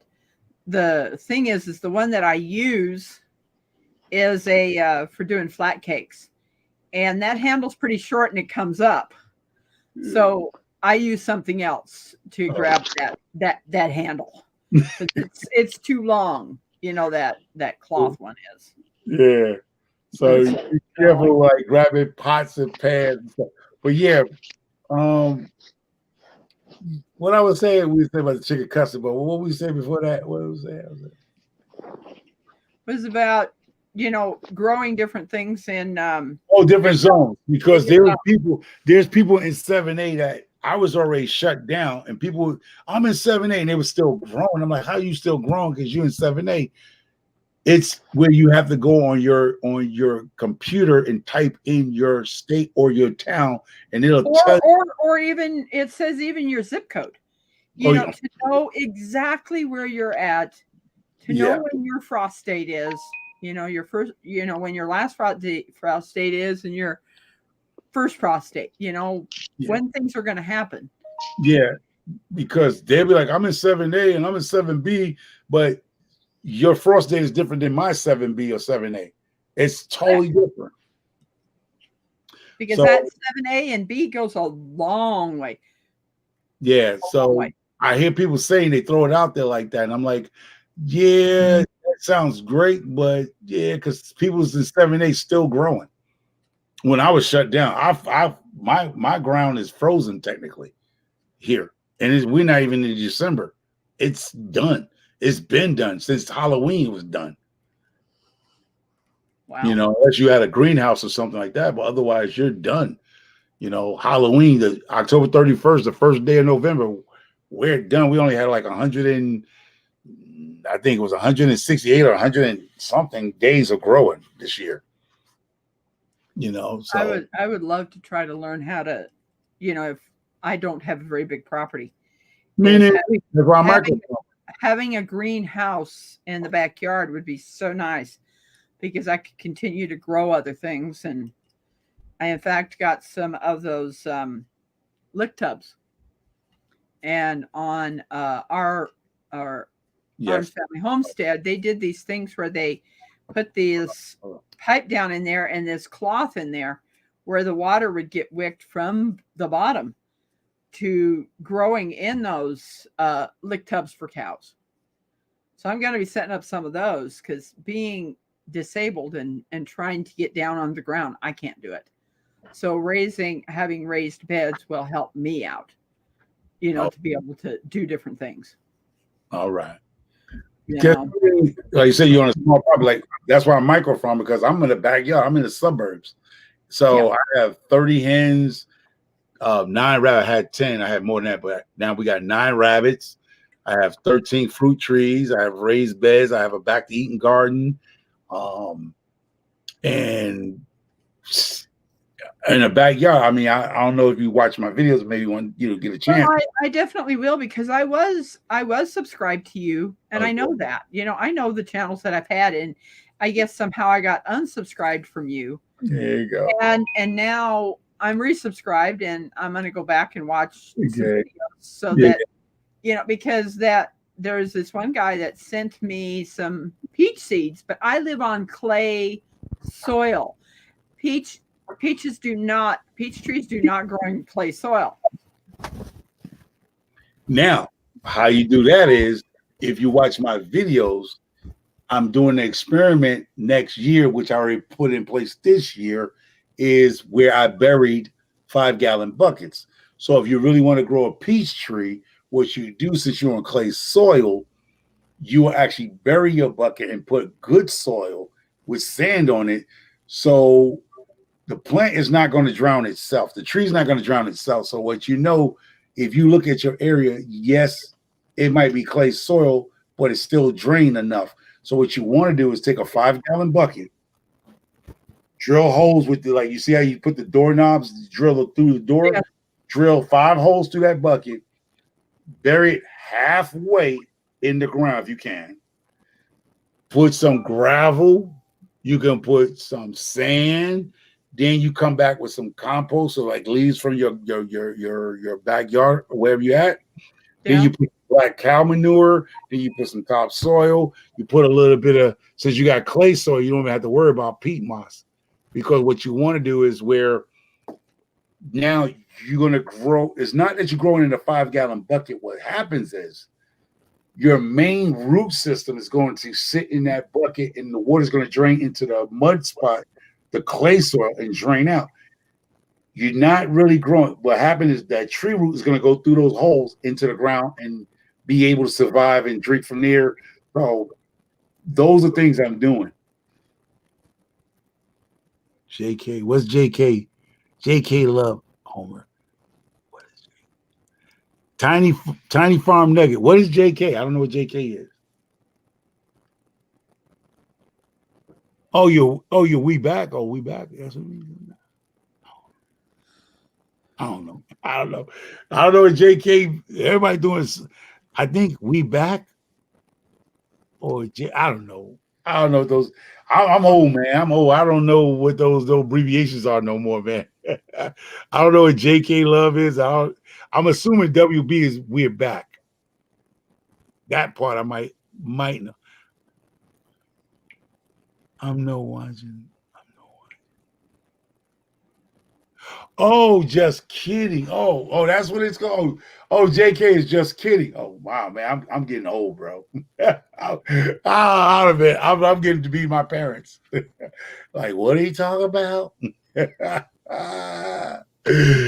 I think we're back as WB. Is we back? I don't know. Oh no. But yeah, so thank you. Welcome back. Oh, that's what it's called. Welcome back.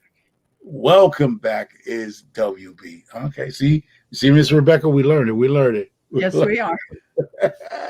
WB means welcome back. JK means just kidding. What New York? I don't know what NY means, but if it is, for me, it means Bronx, New York, where I was born. Bronx, New York. NY is New York to me, baby. I'm going back to the NY. That means New York, baby. I'm going back to New York. New York. I've never been there. Never been there? Oh, you need to put that on your bucket list. I haven't been to Texas either. What? You're only like 4 hours away from it. No, I'm 12 hours. Jeez. Yeah, 12 hours. Oh, you close to the Kentucky side of Missouri? I'm in the middle of Missouri. All right. Right off of I-70 in the middle of Missouri. And you say 12 hours? Because 12 hours. Because yeah, 12 hours. That's wow. I drove. Wait a minute. What part of Texas you going to? Because I drove from Connecticut all the way to Kentucky meetup. It was a 17-hour drive. That was My friend, her family lives in lives in Belton, Texas. So that's where that 12 hours comes from. So I'm not Oh, sure how far Houston is from where I'm at. oh, that was gonna say 12 hours from Missouri because Arkansas. Because when I go to Missouri, I'm going to Arkansas to look at my property. Because Jan and them, I mean, they went to see the property. They was like, it's a beautiful property. I brought the property sight unseen, unless only way I saw the property was satellite. But I haven't put my eyes personally on it because Big Dreams and Tiny Homes is near the property, so she videotaped it for me, which was beautiful. And Jan, they was just out there helping her with her property, and they was like they liked the property. It looked beautiful, but they didn't take pictures of it, whatever. But they went out there. But I'll be out there for the spring on Jan's property. And while I'm there, I'm hoping to be able to go see my property in Arkansas, she's near Springfield, Missouri. And I know I can drive down, I think it's 3-hour drive to Fairfield Bay, Arkansas. And then I'm in Hardy, not near Hardy, but near Hardy. I'm in Sharp County, Arkansas. Sharp County. So Sharp County is not that far from Missouri. No, it's really not. So when I get down, I have 3 properties in Sharp County, and I have 1 property on a lake in Fairfield Bay. That's that, yeah, Lake Gear, or something like that. The lake out there. Yeah, that's in Lake Stockton, where that meetup's going to be in June. Oh, okay, yeah, because she told me she's not that far from Springfield. If I was to fly in, I would have to fly in from Springfield and then drive back to her or whatever. Yeah, but I'm definitely going to come because that's in June, so I can get me an airline ticket, or I can rent me an RV and just come on down with my girls all together, all in together now. How you like the weather? But I might fly because I believe my girls are not going to be out of school because it's what, June 16th, I believe, something like that. 9th, 10th, and 11th. 9th, 10th, and 11th. They still in school. They don't get out of school until the 20-something. So Our school gets out in May. May. Yes. Oh yeah, that's right. May, June. Yeah. They get out in August. They get out. I mean, not August. They get out in June, but usually it's June 18th or June 20th. It depends on the snow days. I know you probably get out a little earlier too, right? Last year we were out on the 20th. This year we're supposed to get out on like the 11th or something like that. Yeah. We start before here in Missouri. They start before Labor Day. Yeah, our kids do too. Our kids, do they start before Labor Day? They started. They started August. We don't do September. We started in August. This year we started on the 1st. Usually we would start on like the 26th. But Yeah, this August, year, right? August, right? this Yeah. year we started on September 1st. A little late. Past few years we've been like last year we started on the 2nd. The year before we started on the 3rd. Usually we'd be starting around like the 25th, 26th. But Yeah, now we don't do that. Yeah, I know something like that. I'm just not too sure how we went. Oh yeah, because Miss Rebecca, me and Chick is in Connecticut. We're both in Connecticut. Oh, okay. Yeah. So. I've been in Missouri. I wasn't raised here. I've been in Missouri since '83. Wow. My mom said he was born in That's 83. Now I was born in California, Southern California. You said you've been here since 83. That was my first year of high school, 83. That was my first year of high school, 83. I was in 10th grade in 83. Kind of can guess about what my age might be. Yeah, because I'm 55. Like I said, my first. Oh, I'm older than you. You said you moved in 83. Yeah, my parents left California when I was 2, and then we moved to Utah for a while, and then to Washington. And then I left Washington to go to Oregon and went into Job Corps to become a nurse's aide. Oh, okay. So I learned that trade, and then my parents lived here. They had moved back from Washington because trying to pay for the lot where they lived in a fifth wheel was just getting way too expensive. So they came back to where my grandmother lived and my step granddad here in Missouri. And when I got out of Job Corps, they flew me back here, and I've been here ever since. Okay. Now, the chicken, Tiny Farm Nugget saying, watch this. Our brother is struggling to move his fam to Missouri. So he's linking something. And he got help from people like you. Okay, I got you. So he's Tiny Farm Nugget. He's moving from where? Is he coming from California? Because there's a lot of exiting from California lately. People's running out of California like they spraying Raid out there. They take it off. And they come into nearby states, like, you know. So you take a look at this pretty little hat. That's nice.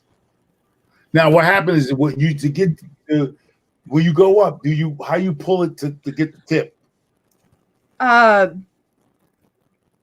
try to explain it. When I get to 27 rows on this, you'll take this yarn once you get to there, and you're going to put it over the. Let me see if I can do this. I'm not going to actually do it because I'm not there yet. Yeah. But you take this, and you put it over the peg. See that? Yeah. That's put over the peg, and then that's brought across, and then you take this off and you put it onto the next one. So this string is going to be put all the way around. Yes. Yeah. And that's why this hat looks like it does. See that tap? These 2 strings, I've got to tie those off. Yes. And it's just pulled together like that. Keep pulling it. Okay, gotcha. Yeah. So that's how the hat comes together. Oh, okay. So, yeah, it's kind of interesting. It's just a different way of making knitted hats, because it is a knit. Because how you can tell a knit from a purl is because a knit is a V, and if you look inside here, there's a bump, and that's what a purl is. Oh, okay. So now, do you have to worry besides knitting? Now, when you're doing that style, do you have to worry about kinks in the fabric? I mean, no. in the yarn. Okay. No, do not. Because I know some people get upset when they be that knitting thing, and then they get a knot in the yarn or whatever they're using. They be like mad because it. No, I'll show you. This is called an E-wrap. So you're just wrapping this around this peg. Like that. Oh. And then you're just going to hook it over. That's why this doesn't take me very long to make a hat. If you looked at the name on my channel, someone put the Ninja. It was from Belt Loop 29. Oh, Belt Loop. Oh, you found that. He wants my channel to be Yarn Ninja. And I'm like, no. Oh, yeah. All right. But so now, as you go now, how that comes off, it just keep going downwards? Yes, it just keeps getting bigger and bigger until I get to 27 rows. 27 rows. The band, I did 16. Then I take the very first, and put it back over, and then that makes that band. Oh, okay, gotcha. So if it's cold, you can put that right on your ears, and your ears aren't going to get cold. All right. That seems to be, like I said, it seems simple. So, I mean, I'm looking at it. Because I seen those in Michael's. They sell those. I just didn't know what it was. So now when you at the top, right? You see that top there? Now, how does it come down? That's what I'm saying. Do you? I just do this, and pass it over. Oh, okay. So every other row you pass it over. Yes, the bottom, where the bottom one is, Yeah. it just gets hooked right over. And that gives that. See, then these get pushed down and another one put on top. Oh, there we go. There we go. There we go. See, learning. Yeah, it's and that's how these hats are made. Pretty quick, pretty simple. Okay, cool. That's nice. You just keep hooking them over, and everybody, he was like, "Man, you're so quick at doing this." And my eye-hand coordination wasn't that good until I started making these hats. Yeah, I can see some use to that type of thing. Use a paracord to make a fish basket. You know how you see the Indonesian people make fish baskets? You took a paracord and actually do that same thing and leave the open, like you said, leave a little smaller opening, and I can see that as a portable fish basket. You could probably even make a little handbag out of this. Put a strap on it and have a little handbag too. Yeah. Because I've seen survivals, they be using the fish baskets where they put sticks and they make where the fish goes in and can't come back out. I'm like, you can actually probably do something like that and lay it in the water with some sticks and the fish will go in and you just pull the whole thing back. Whole thing back? Yeah.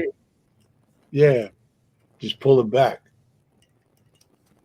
As I get older, man, my facial hair is getting harder now. Like, as I realize I'm getting older, it seems like I'm shaving more frequently than when I was a younger man. It's like more facial hair. I'm losing hair on the top of my head, but it's like I'm getting more facial hair within 2-3 days. I'm looking like that guy from, what was that, Bugs Bunny, when he said, would I do this if he was in the oven? Those robbers, the bank robbers, Bugs Bunny, and what was his name? Uncle Fester, baby. Yeah. He was shaving. That was Bugs Bunny. I don't know why. I watch Bugs Bunny. I don't care what anybody say. Bugs Bunny forever. Yeah. Looney Tunes forever for me. I don't care what anybody say. Looney Tunes forever. All right, button it up. I said, button it up. Rabbit, button it. Yeah, I love it. My dogs are telling me they want to go for a walk, so I gotta go. Mine came to the window. But you had 3 hours. I think you wanted to go 3 hours anyway to chicken, right? So you want to say 3 hours right now. Yeah, that's okay. I think he wanted to go 3 hours. Yeah. Yeah. This video already got 72 views. You got 72 views. That's beautiful, beautiful, beautiful. So if you want to end it and say good night, man, good night. Good night, everybody. Tiny Farms Nuggets and Mike Chaotic and everybody and Miss Rebecca. Please stay in touch. Oh, definitely we will. And yes, I gotta learn some new talents. All right, cool. Definitely follow me because I have a cooking channel. It's called Cooking with Micro Farmer. It's on my community page. So if you subscribe to this Micro Farmer, go to my community page, the link, and Shark Bite Soup is Friday. So every Friday I do a fish dish. It's called Fish Dish Friday, where I'm going to the fish market, and every week I'm doing a different fish dish. So last one was I was doing fried flounders and shrimps. This one is shark. I already fed my dogs the shark. They had shark meat and they had shark and yams I fed that to them. That was in the video. But the actual shark soup making is this Friday after Thanksgiving.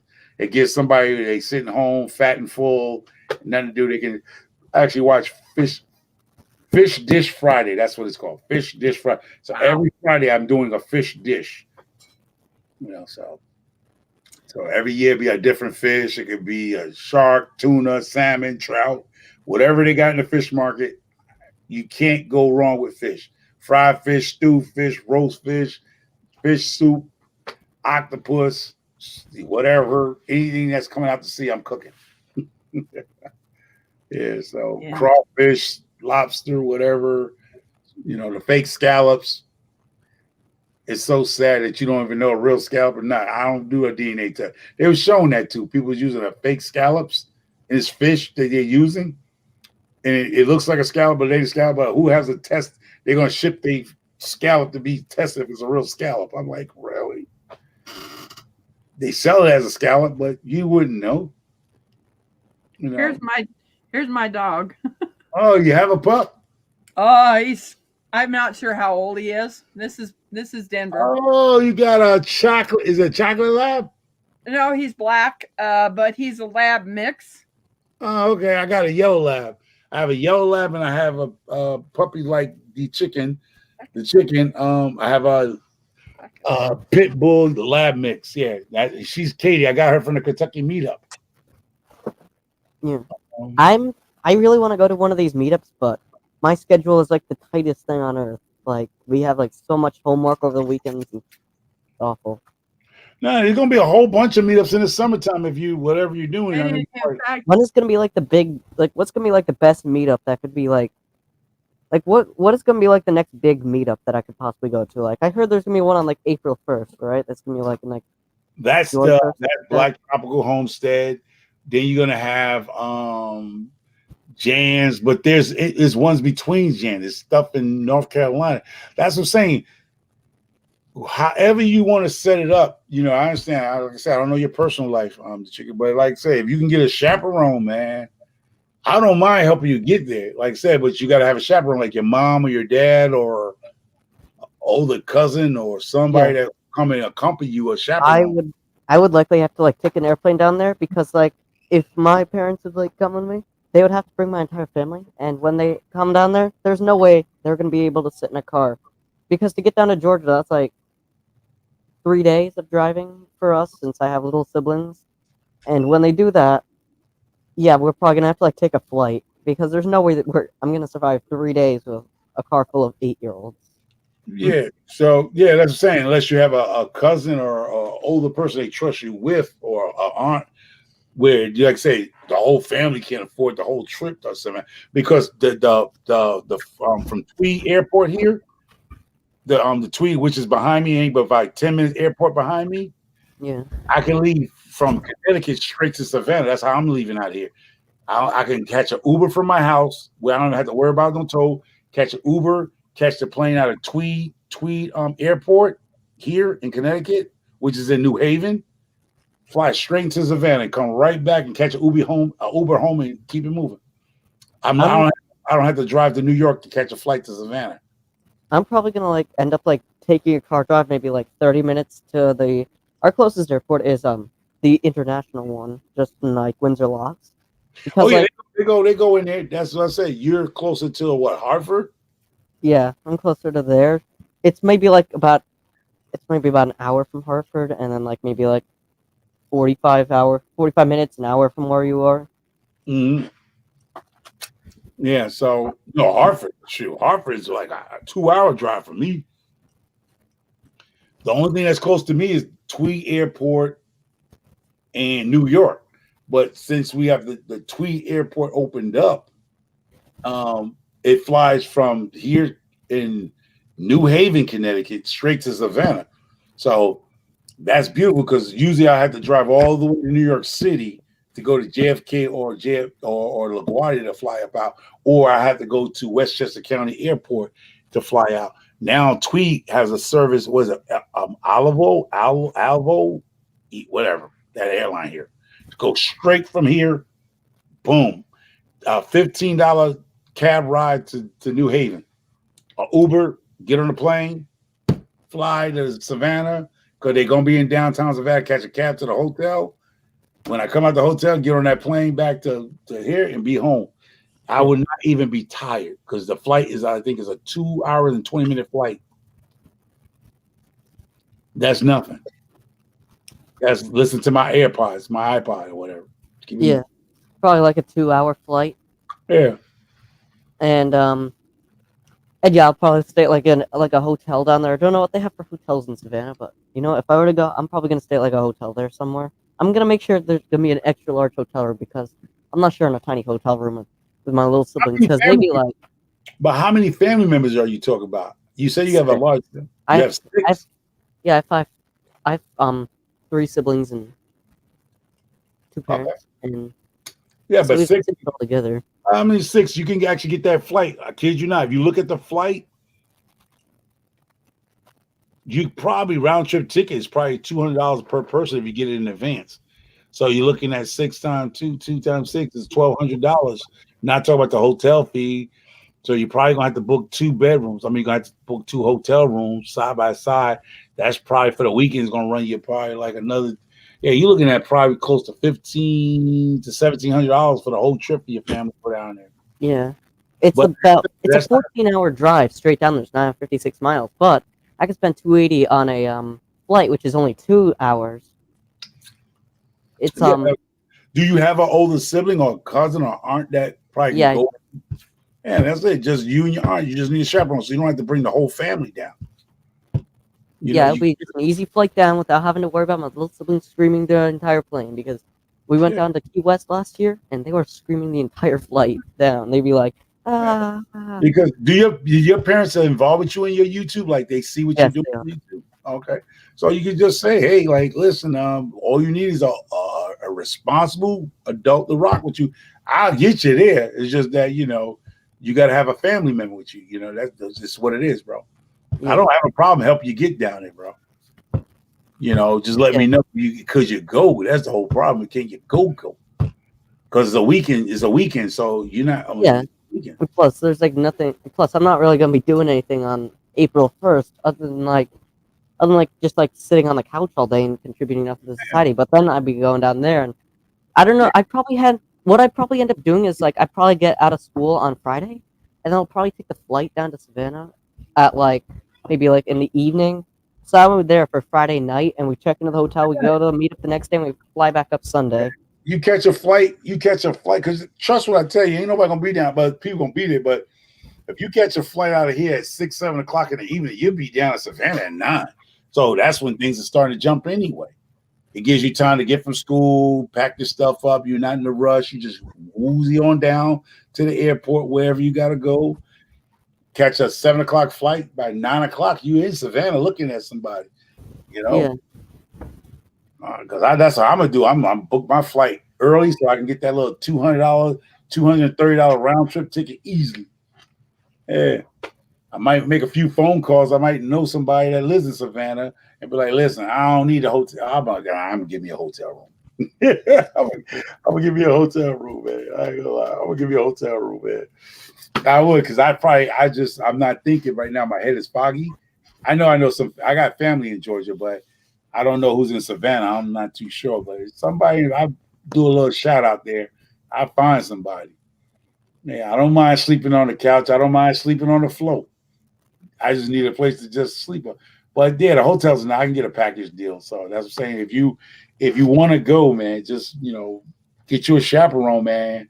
If you don't have all the fundings, the funds are limited, man. I don't know. Like I said, I hope you get down there, but the key thing is you gotta have a chaperone. Yeah, that Kentucky meetup down there looked fun, but I probably would have gone if I didn't hear about it a week before that, because it seemed really fun. And plus, the week that I was on, my entire family came down with COVID, and I was that during that time. I just did.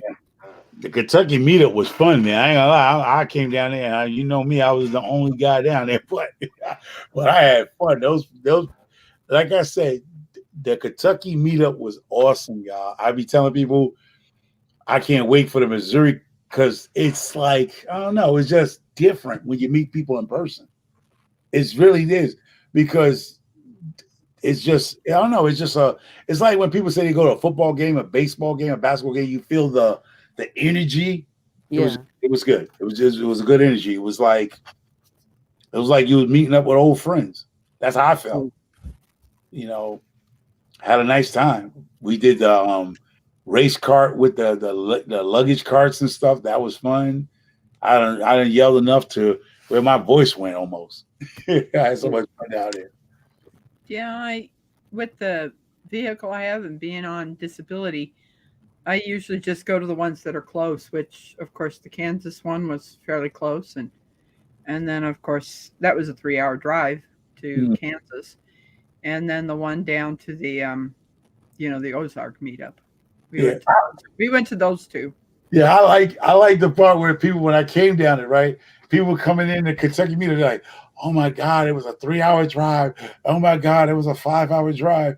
Oh, it was a 2-hour. I'm Well, like, the major problem is I'm the only driver. My brother is disabled. He does not drive. I'm the only driver. so when You know, I so you get tired after driving that long. so when people's like, I'm like looking at them like, really, y'all? I drove all the way from Connecticut, 17-hour drive by myself. There was none but me driving straight there without no stop. All I'm stopping is to use the bathroom and keep it moving, right? 17 hours. With only 2 hours of sleep to come back around. Because when I got down there, I came down there when the day of the meetup, we had so much fun. I went to sleep for 2 hours to drive now 19 hours because I came back with a puppy. Now the puppy done put me down for a couple of hours because I had to stop, feed her, water, walk her. So on top of that, I'm coming back with livestock. So that put another, kid you not, about another hour and 30 minutes of drive on me, which was like instead of a 17-hour drive, it became a 19-hour drive. And so I was like, dang, by myself with 2 hours sleep, 2 hours of sleep. So when you do 17 and 17, that is what? 34 hours of driving with only 2 hours of sleep. And that wasn't even good sleep because, you know, you're in the twilight. So I probably had like 1 hour worth of decent sleep. Yeah. So I done it. So, and I'm 55 and I done it. I was like, I done it. And so, and then I went back with a dog. I came back with a dog and I was like, that wasn't part of the plan, but I'm so glad that I got her because she's gorgeous and she's beautiful and she's smart. And Yeah, for sure. she's a big blessing to my other 9-year-old dog. So it's a great thing. But I'm going to let y'all go. The chicken, I'm going to get up out of here too. I'm going to get going, but congratulations. Yep. Congratulations. I'm probably gonna do my 1K stream on your channel. I don't know what day though. Probably like sometime like the next week or two. I'm just gonna send you the thumbnail, and hopefully you'll be able to create the thing from there because mostly everyone that does lives knows how to use their live streaming service. Did you get my text? I told you I need some shorts, man. Yeah, I got you covered. Email me some shorts, man, because I'm trying to get them shorts going on.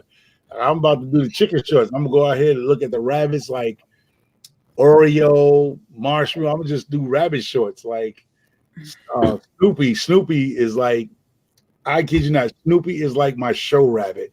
Snoopy has a personality where I don't know. Snoopy's just Snoopy, and he got the perfect name because he's like Snoopy, like Charlie Brown Snoopy. He's fearless. He doesn't care. Everybody else is a little, but Snoopy's like, I am the renegade. I am the rebel of the rabbits of this family. Snoopy, you can see him when I call him. He comes out. He's fearless. He looks at Kate like she's crazy when she try to look at him and bark. She'd be like, really? I'll slap your pups out of you. She's not. Well, that's how I tell people. What's funny about my animals are, if a coyote or a dog come in my yard, it probably will kill everything in my yard because my rabbits and chickens are not scared of dogs. They've been around them all their lives. So they don't see a dog as a threat to them because they've been around a dog all their life. It's just like kittens being raised up around dogs. They don't see a dog as a threat to them. So if another dog run up on your kitten that's been raised around dogs, it usually don't do nothing but get killed. You know, my chickens they don't look at the dog as a threat to them. They look at that's a dog. I've been around it all my life. Same thing with the rabbits here. They've been around a dog, so they looking at Kate like, what are you doing? That's a look they give her. Like she be hitting the gate, boop, boop, and they're like, hey, can you stop making noise? That's the look they're giving her. Because she's wondering why they're not running from her. They're not running. They're not scared of you. They've been around Nadine all their life. All right, y'all. I'm gonna take care. Good night. Yeah, good night. Nice to be meeting you, Miss Rebecca. Take care. You too. And keep up your weight loss journey. Because I was 440 pounds. Now I'm down to 280, 298 to 305. I go like this. Like I'm like a windshield wiper. I stay in 304, 298, 305, 397. I mean 297. So I mean, I'm not doing nothing really but just working in the yard. But if I really got like what you do, start eating like microgreens and really pump out and do a little exercise, I'll probably get down to the two. I need to get to 250. So I'm only like 50 to 60 pounds off my goal weight.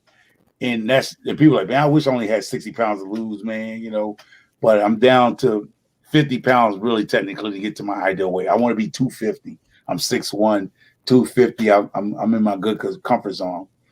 So that's only 50 pounds. People say, man, all you got to do is lose 5 pounds a month. And you by the next spring, you okay. But I'm lazy. I'm lazy. I just ain't getting out there like I supposed. But y'all take care. God bless you. And Miss Rebecca, do you have a channel? Yes, I do. You do. Rebecca Touched by Yarn. I think you put it up here. Hold up. Rebecca Touched by Yarn. Hold on. There you go. Can I touch it? Oh, all right. I get it. Yeah, it's Rebecca Touched by Yarn. You do not have to put the ninja there or my brother's name. There's sometimes my brother's here with me. Oh, okay. But yeah, it's just Rebecca Touched by Yarn. All right, I get it. Okay. You guys have a good night.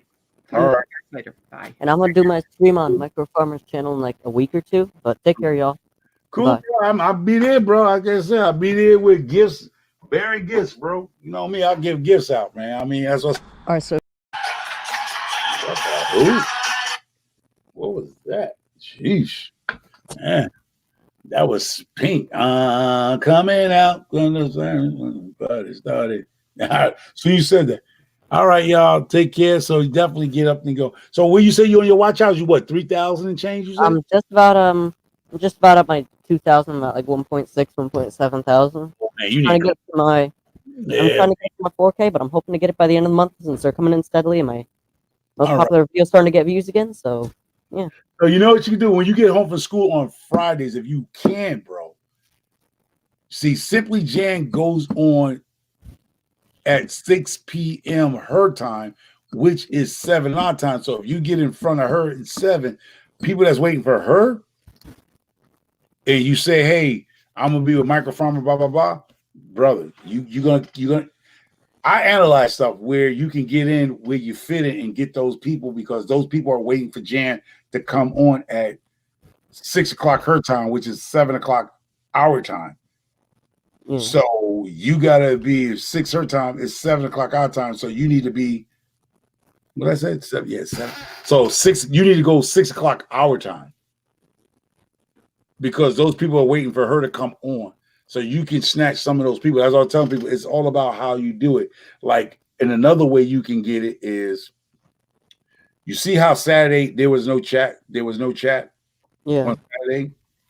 That's how you slide in, because people was waiting for Hands in the Dirt and Nikki to come on the chat. That's 50 people that just had nothing to do within that 2 hours. That was a missed opportunity for people. I was so darn tired I couldn't do it, because I done put new brakes and rotors on my car and stuff like that, and I was just too tired. So I didn't even come on Friday. I was so beat, because Friday I was putting new rotors and brakes on the car, and I'm like, man, I was beat.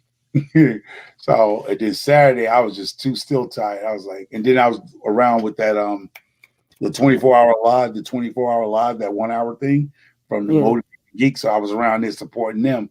So yeah, man, all you gotta do is let me know when you want to do it. Do that thumbnail, and we could be talking about, like, we're doing chicken care for the winter. Yep, and if you have anything to give away, or you want to help do a giveaway, because like I have absolutely nothing to give away. Exactly. I'm coming with gifts. That's what I do, babe. I come with gifts, man. I know I already know that you're young, so I know you don't have. So I can push that out there on my live. Like, listen, I'll take your donations to do for the chicken and da. We'll work it out. I can work it out. I don't even have to ask nobody, man. Yep. I got Just email me the invite link, and I'll be good to go with that one. Well, what you need to do is download you one of those wheels, that little. I have one, actually. Or the hashtag, that one on, or the hashtag. That put hashtag the chicken, hashtag the microphone, hashtag what's the name of your rooster, the chickens and stuff. Just Waldo. yeah, you just let the darn thing pick the winner. Yeah. Keep moving, yeah. So I'm be giving away some stuff myself. So yeah, I got a lot of stuff to give away. I got stuff. I ain't gonna lie, I got some stuff to give away that I do need to clean up house because I know I'll keep buying stuff. So I do need to clean up the house. I need to clean up the giveaway stuff that I got all over the place. Yeah, because like you never did your 1K giveaway back in like. Oh yes, I did. Yes, I did. I did. I don't remember like going live with it. No, I don't remember you going live. live. I was on somebody else's live. I believe I was on somebody else's when I did my deal because I didn't do the who live I was on. Yeah, I gave away some of the Pioneer women gear. I gave away C's. I gave away books. I gave away a lot of stuff. Yeah, I did the 1K. But Yeah, there's probably a lot of stuff lying around that you could use for a giveaway. But yeah, I gotta go, so take care. Yeah. All I right, gotta man. do my homework. Yeah. So take All care, right. peace, and Yep, see you in I the gotta next go check one. out my kids. All right, cool. Bye. All right, later. Alright, so if you did enjoy the video, I have a video right for you on the screen. This is the one that YouTube thinks you will enjoy the most. It's right in the middle of the screen, and right below it, you'll see a subscribe button. That's not required, but I would highly recommend to click it.